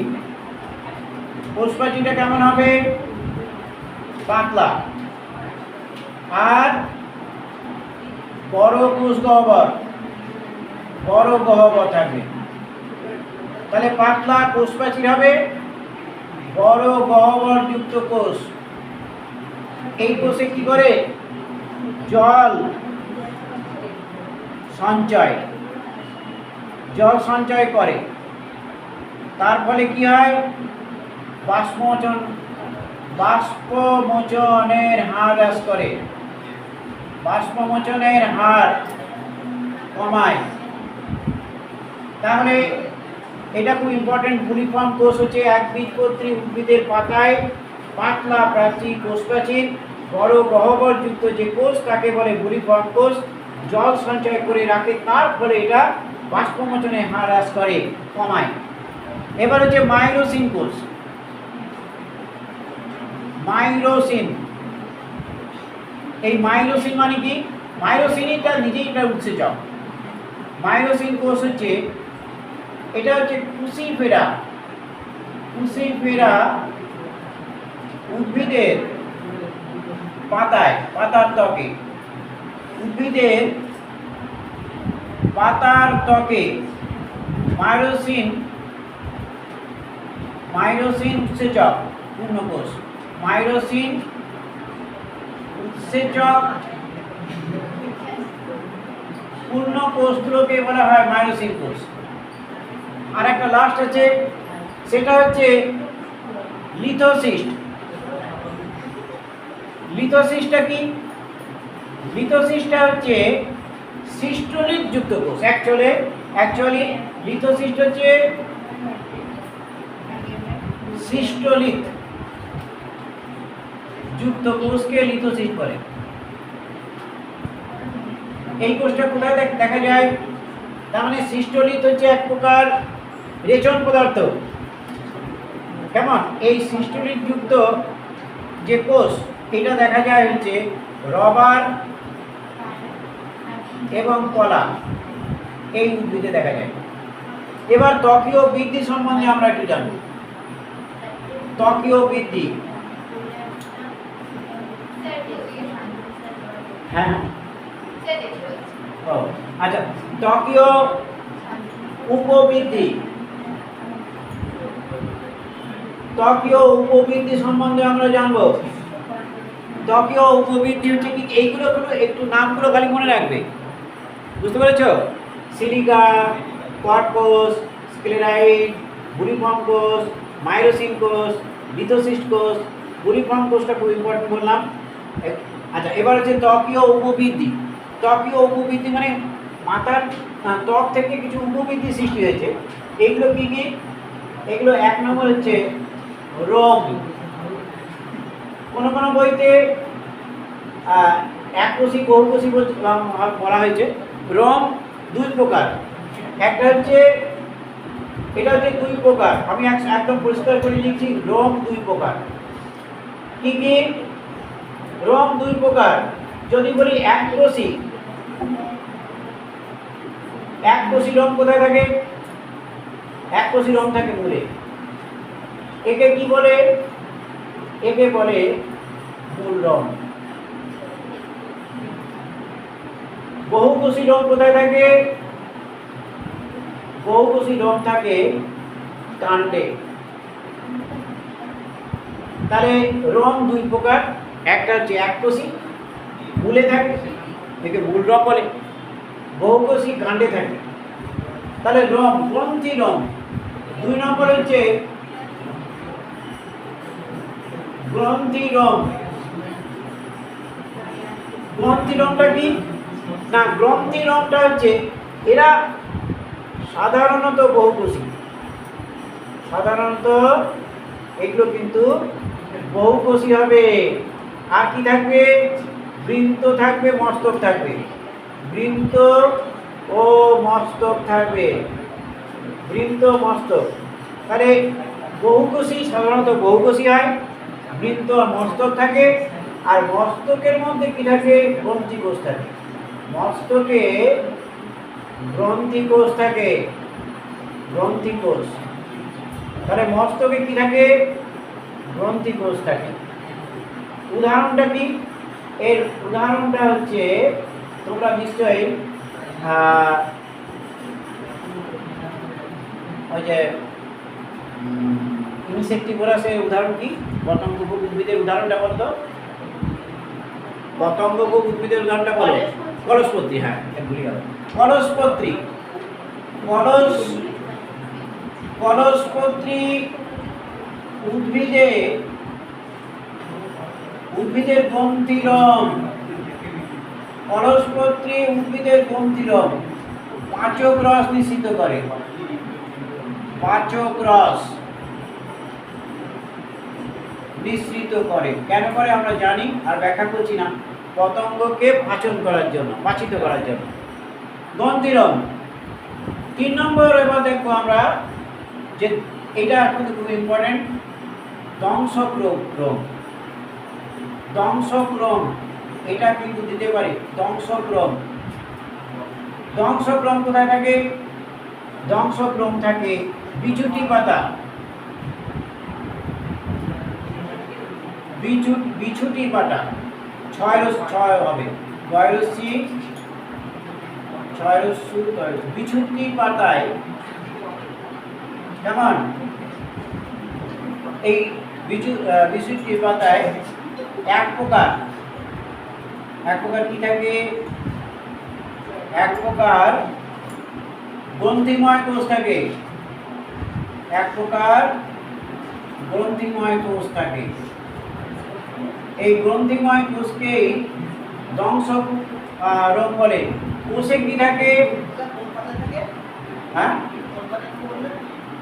বিছুটি। বিছুটি না, কিন্তু আমরা বিছুটি বলি না, ওটা বিছুটি হবে, 6 বিছুটি পাতার এক প্রকার গ্রন্থিময় কোষ থাকে, একে কি বলে? ধ্বংসকোষ। কোষে কি থাকে? কোষে কিন্তু বিষাক্ত পদার্থ জমা থাকে, সঞ্চিত থাকে, বিষাক্ত পদার্থ সঞ্চিত থাকে, ধ্বংসক্রম। এবার হচ্ছে ব্লাডার্স বলে, জলথলি। জলথলির অপর নাম হচ্ছে ব্লাডার্স, বাংলা ইংরেজিটা লিখছি না। জলথলি কোথায় থাকে? জলথলি হচ্ছে জলজ উদ্ভিদে থাকে, জলজ উদ্ভিদে। এই জলজ উদ্ভিদে পাতার কিনারায়, পাতার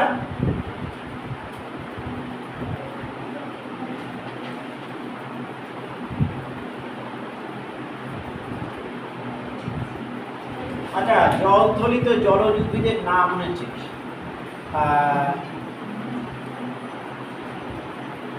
জলথলি কি জলজ উদ্ভিদ? কি জলজ উদ্ভিদ মানে একটা থলি আছে পাতার কি, এখানে জলজ উদ্ভিদ বলে বলেনি। আচ্ছা, সেই জন্য আমি জলজ উদ্ভিদ লিখি না। দেখো, কিছু কিছু উদ্ভিদের পাতার ত্বকে, কিছু কিছু উদ্ভিদের পাতার ত্বকে, উদ্ভিদের পাতার ত্বকে স্ফীত আকার থলি তৈরি হয়, স্ফীত আকার। হ্যাঁ,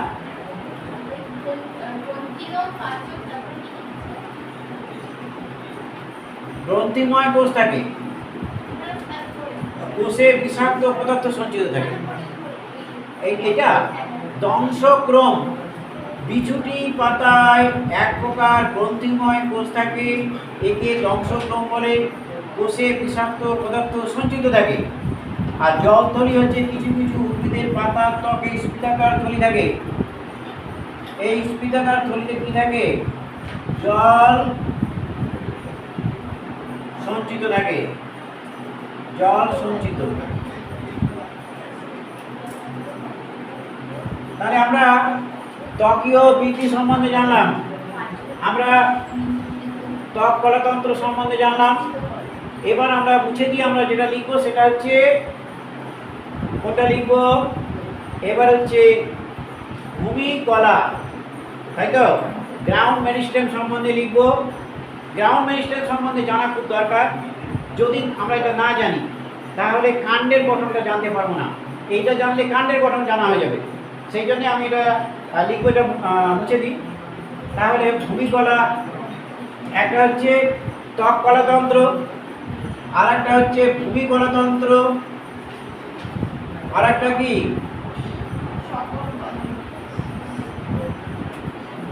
আর একটা হচ্ছে সংবহন কলাতন্ত্র। তোমাদের সংবহন কলাতন্ত্র সম্বন্ধে পড়িয়েছি আমি, তাই তো? অনেক ছবি এঁকে দেখিয়েছি, এটা ভালোভাবে হয়ে গেছে। এইটা হয়নি, এইটা সম্বন্ধে এটা মুছে দিয়ে আমরা ওটা লিখলে পুরোটা কমপ্লিট হবে। মুছে দেবো এটা। আচ্ছা, এই দিকটা মুছে দিই। হ্যাঁ, আমরা এই দিকটা থাকবে তো, এটা থাক, আমি এই দিকটা বুঝি। আমরা এবার যেটা লিখবো সেটা হচ্ছে ভূমি গণতন্ত্র। দেখো, ভূমি গণতন্ত্রের উৎপত্তি কোথা থেকে হয়েছে? আমি এই ভূমি গণতন্ত্র এই দিকটা লিখে দিই, তাহলে আমি লিখতে পারবো। আচ্ছা, ভূমি গণতন্ত্র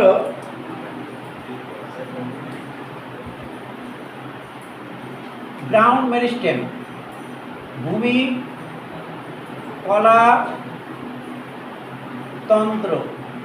এর উৎপত্তি বলো। উৎপত্তি কোথা থেকে হয়েছে? অগ্রস্থ ভাজক কলার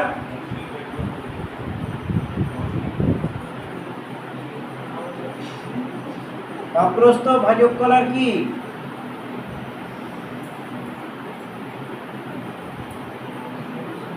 গ্রাউন্ড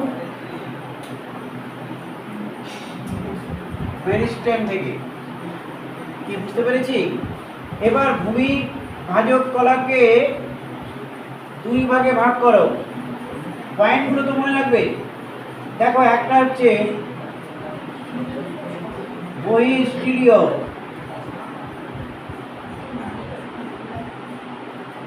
বহিঃস্থলীয় ভূমিকলা। এর অংশগুলি হচ্ছে বহিঃস্থলীয় ভূমিকলা। এক হচ্ছে অধস্তক, এক হচ্ছে অধস্তক, দুই হচ্ছে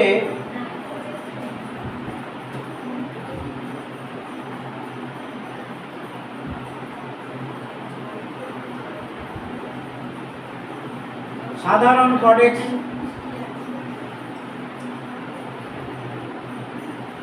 সাধারণ কডেক্স, তিন হচ্ছে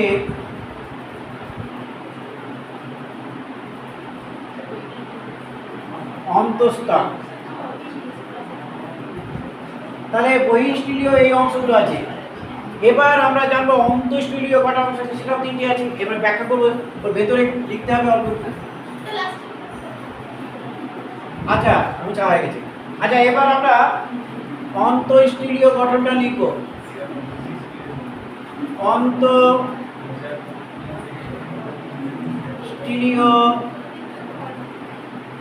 ভূমিকলা কি কি নিয়ে গঠিত?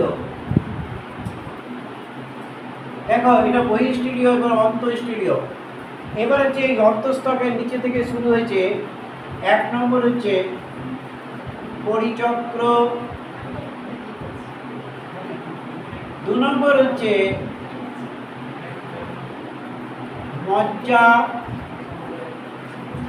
মজ্জাংশু, এবং তিন নম্বর হচ্ছে মজ্জা। তাহলে এই অংশটা নিয়ে গঠিত। এবার আমরা এইটা নিয়ে একটু আলোচনা করি, তাহলে কাণ্ডের গঠনটা আমরা এই পুরো অংশটা আমরা বুঝতে পারবো। দেখো, অধস্তক, অধস্তকটা কি? অধস্তকটা হচ্ছে, খুব ভালো করে দেখো, অধস্তকটা কি? অধস্তকটা হচ্ছে যে ত্বক,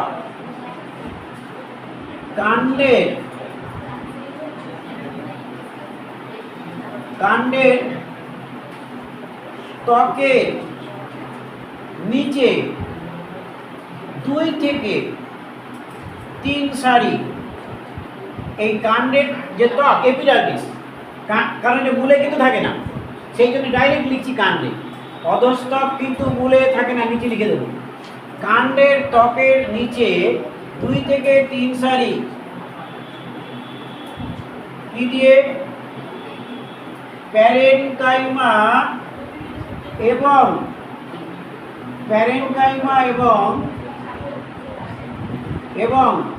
কোলেনকাইমা। কোলেনকাইমা থাকতে পারে, কোলেনকাইমার পরিবর্তে স্ক্লেরেনকাইমাও থাকতে পারে। স্ক্লেরেনকাইমা কোষ দিয়ে তৈরি, কোষ দিয়ে গঠিত। এই অংশটাকে বলে অধস্তক। তাহলে অধস্তকটা কি কাকে বলে? কাণ্ডের নিচে, তার মানে এটা কিন্তু মূলে থাকে না। অধস্তক কোথায় থাকে না? এই যে স্টার দিয়ে দিচ্ছে, মূলে অধস্তক থাকে না। সেই জন্য মূলের বর্ণনা করলাম না। মূলের বর্ণনা করলাম না কেন? কারণ থাকে না। এর কাজটা কি? এর কাজ হচ্ছে রক্ষণাত্মক।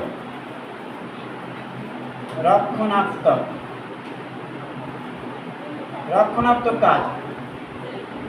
এবার আমরা সাধারণ কর্টেক্স দেব। সাধারণ কর্টেক্সটা কি? দেখো, এবার কিন্তু সাধারণ কর্টেক্স মূলেও আছে, কাণ্ডেও আছে। এবার মূলের ক্ষেত্রে সাধারণ কর্টেক্স কোথা থেকে বলবো? মূলের ক্ষেত্রে নিশ্চয়ই মূলের ক্ষেত্রে বাইরে একটা ত্বক আছে, তাকে কি বলবো? মূল ত্বক। মূলের ক্ষেত্রে এই যে মূল ত্বক থেকে অন্তঃস্তক পর্যন্ত বিস্তৃত। কোন পর্যন্ত বিস্তৃত? অন্তঃস্তক পর্যন্ত বিস্তৃত। এটা কার ক্ষেত্রে? মূলের ক্ষেত্রে। এবার যদি তুমি কাণ্ডের ক্ষেত্রে কি? কাণ্ডের ক্ষেত্রে সাধারণ কর্টেক্স এটা কোন পর্যন্ত বিস্তৃত? কাণ্ডের ক্ষেত্রে কিন্তু অধস্তক আছে, তার মানে অধস্তকের নিচে থেকে, এক্ষেত্রে কিন্তু অধস্তকের নিচে থেকে কোন পর্যন্ত? শেষসার আবরণী। এই শেষসার আবরণী পর্যন্ত বিস্তৃত। আবরণী পর্যন্ত বিস্তৃত। কেমন? প্যারেনকাইমা কোষ দিয়ে তৈরি। এটা কিন্তু প্যারেনকাইমা কোষ দিয়ে তৈরি। তাহলে এই অংশটা কর্টেক্স হচ্ছে প্যারেনকাইমা কোষ দিয়ে তৈরি। যেই আমি কর্টেক্স বলছি তাহলে কাজটা কি? তার মানে জল সঞ্চয়, দৃঢ়তা প্রদান,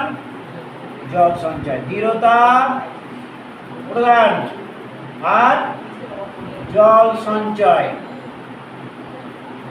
সঞ্চয় করা। তাহলে কর্টেক্সের কাজ সাধারণ কর্টেক্স। এবার 3 নাম্বারটা হচ্ছে অন্তঃস্তক। অন্তঃস্তক কিন্তু আমরা দেখলাম অন্তঃস্তক কিন্তু কার নেই? এক্ষেত্রে দেখো অন্তঃস্তক কিন্তু আমরা কাণ্ডের ক্ষেত্রে দেখছি না। কাণ্ডের ক্ষেত্রে এই অংশটা কি দেখতে পাচ্ছি? শেষসার আবরণ দিয়ে পরিণত হয়েছে, বুঝতে পেরেছি? কিন্তু অন্তঃস্তক মূলের ক্ষেত্রে দেখা যায়।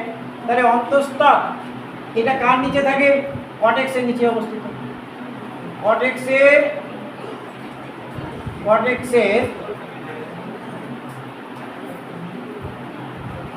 কর্টেক্সের ভেতরে প্যারেনকাইমা কোষ দিয়ে তৈরি। প্যারেনকাইমা কোষ দিয়ে তৈরি, দিয়ে গঠিত। এখানে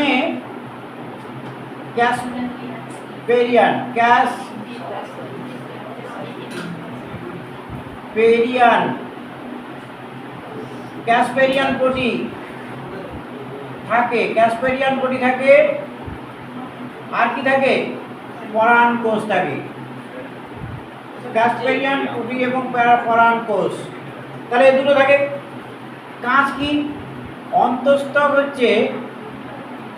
অন্তঃস্তকের কাজ হচ্ছে মূলরম দ্বারা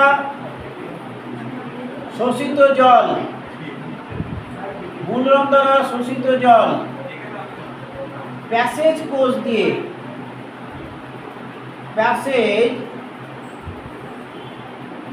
দিয়ে কোথায় যায়? জাইলেম বাহিকায় যায়। জাইলেম বাহিকায় পৌঁছায়। তাহলে আমরা অন্তঃস্তকের কাজ বুঝলাম। দেখো এটা মিলিয়ে দেখবে বইয়ে। কর্টেক্স এই অংশটা ক্যাসপেরিয়ানের পটি আছে এবং পরাণ কোষ আছে। আমি আর ব্যাখ্যা বেশি করলাম না। এবং এখানে কাজটা কি? অন্তঃস্তকের কাজ হচ্ছে মূলরম দ্বারা শোষিত জল প্যাসেজ কোষ দিয়ে জাইলেম বাহিকায় পৌঁছায়। এবার আমরা জানবো পরিচক্র। তাহলে পরিচক্র কাকে বলে? পরিচক্র কাকে বলে?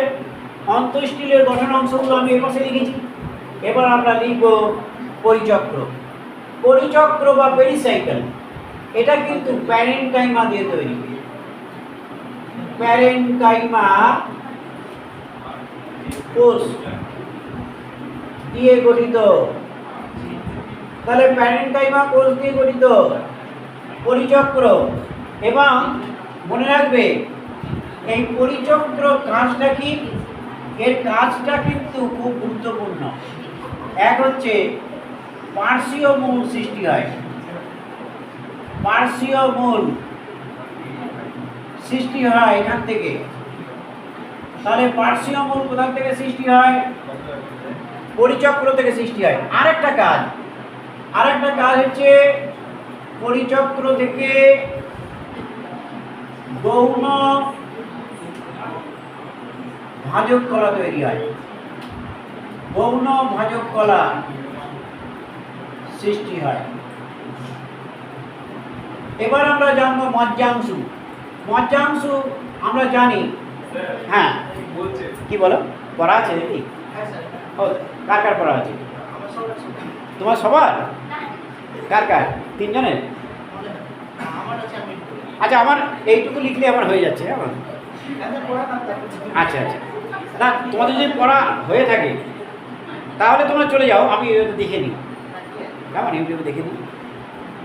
আচ্ছা মজ্জাংশু কোথায় দেখতে পাই? কোথায় দেখতে পাই বলো তো? কাণ্ডের ক্ষেত্রে দেখতে পাই। কোন কাণ্ডের ক্ষেত্রে দেখতে পাই? এটা আগের দিন পড়িয়েছিলাম, দ্বিবীজপত্রী কাণ্ডের ক্ষেত্রে আমরা দেখতে পাবো। অর্থাৎ এটা কিন্তু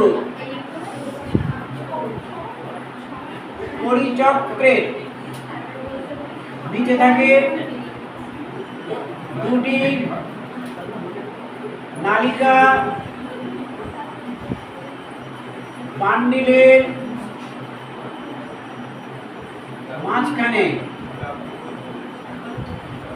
প্যারেনকাইমা কোষের অংশ। প্যারেনকাইমা কোষের এই অংশকেই বলে মজ্জাংশু। এর কাজটা কি? কাজ হচ্ছে খাদ্য ও জল সঞ্চয় করা। মজ্জা কাকে বলে? দেখো স্টিলির কেন্দ্রস্থলে, স্টিলির কেন্দ্রস্থলে প্যারেনকাইমা কোষ দিয়ে তৈরি। প্যারেনকাইমা কোষের অংশ। প্যারেনকাইমা কোষকে মজ্জা বলে। তাহলে মজ্জা কি কাজ করে? দৃঢ়তা প্রদান করে। দৃঢ়তা প্রদান। আমরা এই যে ভূমিকলাতন্ত্র এর অংশগুলো জানলাম। এই ভূমিকলাতন্ত্র হচ্ছে বহিঃস্থলীয় এবং অন্তঃস্থলীয় যে গঠন। বহিঃস্থলীয় গঠন হচ্ছে অধস্তক, সাধারণ কর্টেক্স এবং অন্তঃস্তক। এবং অন্তঃস্থলীয় ভূমিকলা হচ্ছে পরিচক্র, মজ্জাংশু এবং মজ্জা। তোমাদের আরেকটু বাকি আছে, সেটা করতে পারলাম না। সেটা কোথায় বাকি আছে? সেটা হচ্ছে স্থায়ী কলা 3 ভাগে বিভাগ করা হয়েছে। আমি একটু মুখ দিয়ে পড়িয়ে দিই, সম্ভব হলো না। যদি তোমরা বসো তাহলে পড়াবো, না হলে পরের দিন একটু বুঝিয়ে দেবো। কিচ্ছু নেই, আর আছে যেটা আমি পরের দিন নতুন চ্যাপ্টারই পড়াবো। হ্যাঁ উদ্ভিদ ভালো লাগছে না। এরপরেরটা প্যানিক, এরপরেরটা আর উদ্ভিদ নাই। উদ্ভিদটা খুব ফটোফটো। বিশেষ খরিত কলা, বিশেষ খরিত কলা খুব কিছু কঠিন কিছু নয়। বিশেষ খরিত কলা মানে কি? উদ্ভিদের কিছু কোষগুচ্ছ আছে যা ক্ষরণ আর রেচনে সাহায্য করে, তাকে বিশেষ খরিত কলা বলে। এবার সেই বহিঃখরিত কলা আর অন্তঃখরিত কলা 2 ভাগে ভাগ করেছে। খুব সিম্পল। বহিঃখরিত কলাগুলো কি কি নিজেরাও দেখে নিতে পারো। বহিঃখরিত কলা যেমন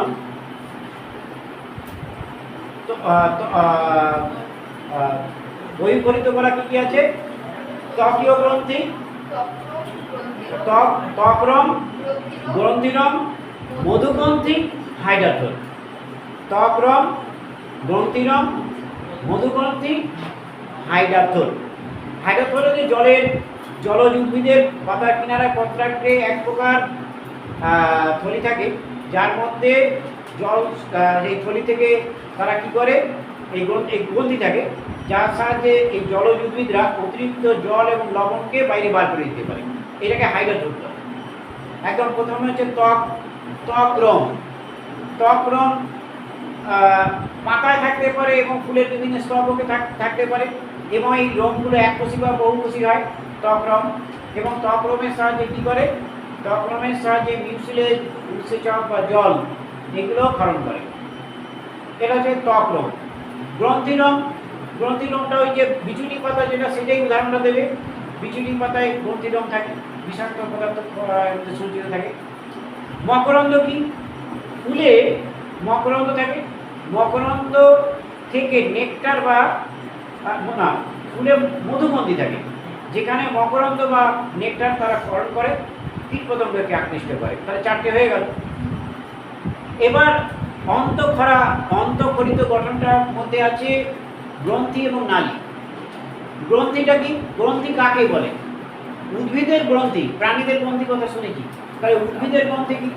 গ্রন্থির সংজ্ঞা হচ্ছে পাতলা কোষপ্রাচীর, সাইটোপ্লাজম পূর্ণ কোষগুচ্ছকে গ্রন্থি বলে। গ্রন্থি কাকে বলে? কোষপ্রাচীরটা পাতলা হবে, কোষের মধ্যে সাইটোপ্লাজম পূর্ণ থাকবে, এমন কোষগুচ্ছকে গ্রন্থি বলে। আর নালী কাকে বলে? এই যে কোষগুচ্ছ যখন একসঙ্গে থাকে, দীর্ঘায়িত হয়, পরপর পরপর, একে বলে দীর্ঘায়িত হওয়া, তখন তাকে বলে নালী। এবার গ্রন্থিকে দুই ভাগে ভাগ করা হয়েছে। কীরকম? যদি একটি কোষের, এই কোষের মধ্যপর্দা ফাটল হয়ে, এই কোষের, এই যে একটা কোষ, এই কোষের মধ্যপর্দা ফাটল হয়ে গেল, কোনো যে গ্রন্থি কোষের মধ্যপর্দা ফাটলের মাধ্যমে সৃষ্টি হয় তাকে বলে সাইটোজেনাল গ্রন্থি। সাইটোজেনাল গ্রন্থির উদাহরণ কি? সাইটোজেনাল গ্রন্থির উদাহরণ হচ্ছে পাইনাসের রজন নালী। তাহলে কি বললাম? সাইটোজেনাল গ্রন্থি কাকে বলে? যে গ্রন্থি কোষ পর্দার মধ্যপর্দা ফাটলের মাধ্যমে সৃষ্টি হয় তাকে, তাহলে কোষ পর্দার মধ্যপর্দা ফাটল হয়েছে, তার মাধ্যমে গ্রন্থি সৃষ্টি হয়েছে, সাইটোজেনাল গ্রন্থি। লাইসোজেনাল গ্রন্থি কাকে বলে? এই যে অনেকগুলো কোষ, ঘন সন্নিবিষ্ট অনেকগুলো কোষ রয়েছে, ঘন সন্নিবিষ্ট অনেকগুলি কোষের এই কোষগুলো বিনষ্ট হয়ে গেল। ঘন সন্নিবিষ্ট অনেকগুলি কোষ কতিপয় ঘন সন্নিবিষ্ট কোষ বিনষ্ট হয়ে যে গ্রন্থি তৈরি হয় তাকে বলে লাইসোজেনাস গ্রন্থি। কোথায় দেখা যায়? লেবু পাতার তৈলগ্রন্থি। লেবু পাতার তৈলগ্রন্থি লাইসোজেনাস গ্রন্থি। আমি একবার একটু পড়িয়ে দিচ্ছি, পরের দিন তোমাদের লিখিয়ে দেবো, 1 মিনিটে, 5 মিনিট লাগবে লিখতে। তাহলে এটা হচ্ছে গ্রন্থি এবং লাইসোজেনাস এবং সাইটোজেনাস। সাইটোজেনাস বুঝতে পেরেছ কীভাবে তৈরি হয়? কোষ পর্দার মধ্যপর্দাটা ফাটল হয়, তাহলে যে গ্রন্থিটা তৈরি হল সেটা হচ্ছে সাইটোজেনাস গ্রন্থি। আর লাইসোজেনাস গ্রন্থি হচ্ছে কতিপয় ঘন সন্নিবিষ্ট কোষ নষ্ট হয়ে যে গ্রন্থি তৈরি হয় তাকে লাইসোজেনাস গ্রন্থি বলে। লেবু পাতার যে তৈলগ্রন্থি, তাহলে নিশ্চয়ই আমরা বুঝতে পারলাম। এবার ক্ষীরকোষ ক্ষীরনালী। ক্ষীরকোষ ক্ষীরনালীটা কি? উদ্ভিদের এক প্রকার রেচন পদার্থ আছে যাকে বলে তরুক্ষীর। কি বলে? তরুক্ষীর হচ্ছে উদ্ভিদের এক প্রকার রেচন পদার্থ। যেমন এই তরুক্ষীর যে নালীতে উৎপন্ন হয় তাকে তরুক্ষীর নালী বলে। যে নালীতে উৎপন্ন হয় তার নাম কি? তরুক্ষীর নালী। তাহলে উদ্ভিদের এক প্রকার রেচন পদার্থের নাম কি? তরুক্ষীর। যে নালীতে উৎপন্ন হয় তার নাম হচ্ছে তরুক্ষীর নালী। এবার এই তরুক্ষীর নালীটি যখন একত্রে যুক্ত হয়ে জালিকাকারে বিন্যস্ত হয় তখন তাকে ক্ষীর নালী বলে। আর যখন জালিকাকারে বিন্যস্ত হবে না তখন তাকে ক্ষীরকোষ বলে। কি বুঝতে পেরেছি? তাহলে উদ্ভিদের এক প্রকার রেচন পদার্থের নাম কি? তরুক্ষীর। যে নালীতে উৎপন্ন হয় তার নাম তরুক্ষীর নালী। তরুক্ষীর নালীগুলি যখন একত্রে জালিকাকারে বিন্যস্ত হয় তাকে বলে তরুক্ষীর নালী, ক্ষীর নালী বলে। আর যখন জালিকাকারে বিন্যস্ত হবে না তখন তাকে ক্ষীরকোষ বলে। তাহলে একদম গল্পের মতো হয়ে গেল। আচ্ছা, আমরা পরের দিন এই চ্যাপ্টার থেকে আরেকটা প্রশ্ন করবো, শেষ অংশটা, এবং বাকি অংশটা প্রশ্ন আর 30-35টা প্রশ্ন হবে। তাহলে এই চ্যাপ্টার শেষ হচ্ছে। আমরা পরের দিন পরের চ্যাপ্টার আলোচনা করব। কেন পরের দিন কি দূর জামাই ষষ্ঠী? আমি যাইনি। হ্যাঁ, তোমরা যাবে? যারা যাবে তারা আসবে না? যারা তোমরা কি আসবে কি আসবে না? তাহলে আগে জিজ্ঞেস করবে। তুমি আসবে? আসবে না? তুমি আসবে? আর তুমি তুমি আসবে? তোমার আসবে? তুমি ও যখন চিন্তা করছে আসবে, তাহলে একজন আসবে না, আর বাদ বাকি সবাই আসবে। আচ্ছা, যদি তাহলে আমরা নতুন চ্যাপ্টার আলোচনা করবো না পুরনো চ্যাপ্টার? হ্যাঁ, নতুন। আচ্ছা, আমি তাহলে দেখে নেবে, একটু পড়ে নিও। পুরনো এই চ্যাপ্টারটা আবার? হ্যাঁ,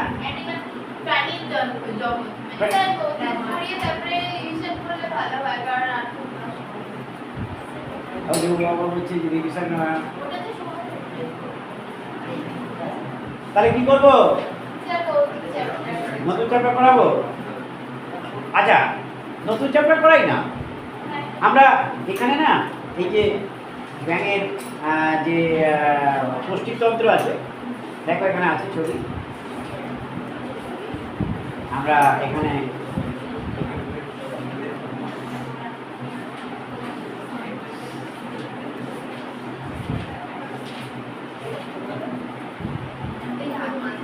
এই ব্যাঙের পুষ্টিতন্ত্র এইখানটা শুরু করবো আগে, এটা সোজা হবে। ব্যাঙের পৌষ্টিকতন্ত্র দিয়ে শুরু করবো, ছবিটা আঁকবো এই ব্যাঙের পৌষ্টিকতন্ত্র এবং বিভিন্ন অংশগুলো এখান থেকে রক্ত সংবহনতন্ত্র, তো এটা ইন্টারেস্ট আসবে। কেমন? হ্যাঁ, বেশি এতদিন পড়তে পড়তে মাথাটা ভুলিয়ে যাচ্ছে। এইটা আঁকবো এবং রক্ত সংবহনতন্ত্র কী করে হয় এইটা আমরা পড়াবো। আগের বার আমি এটাই পড়ি, আগে দিয়ে শুরু করেছিলাম। ঠিক আছে? হ্যাঁ, ঠিক আছে। আমি ছবিটা তোমাকে ছবিও দিয়ে দেবো, এই যে জেরক্স একটা দেবো। ঠিক আছে।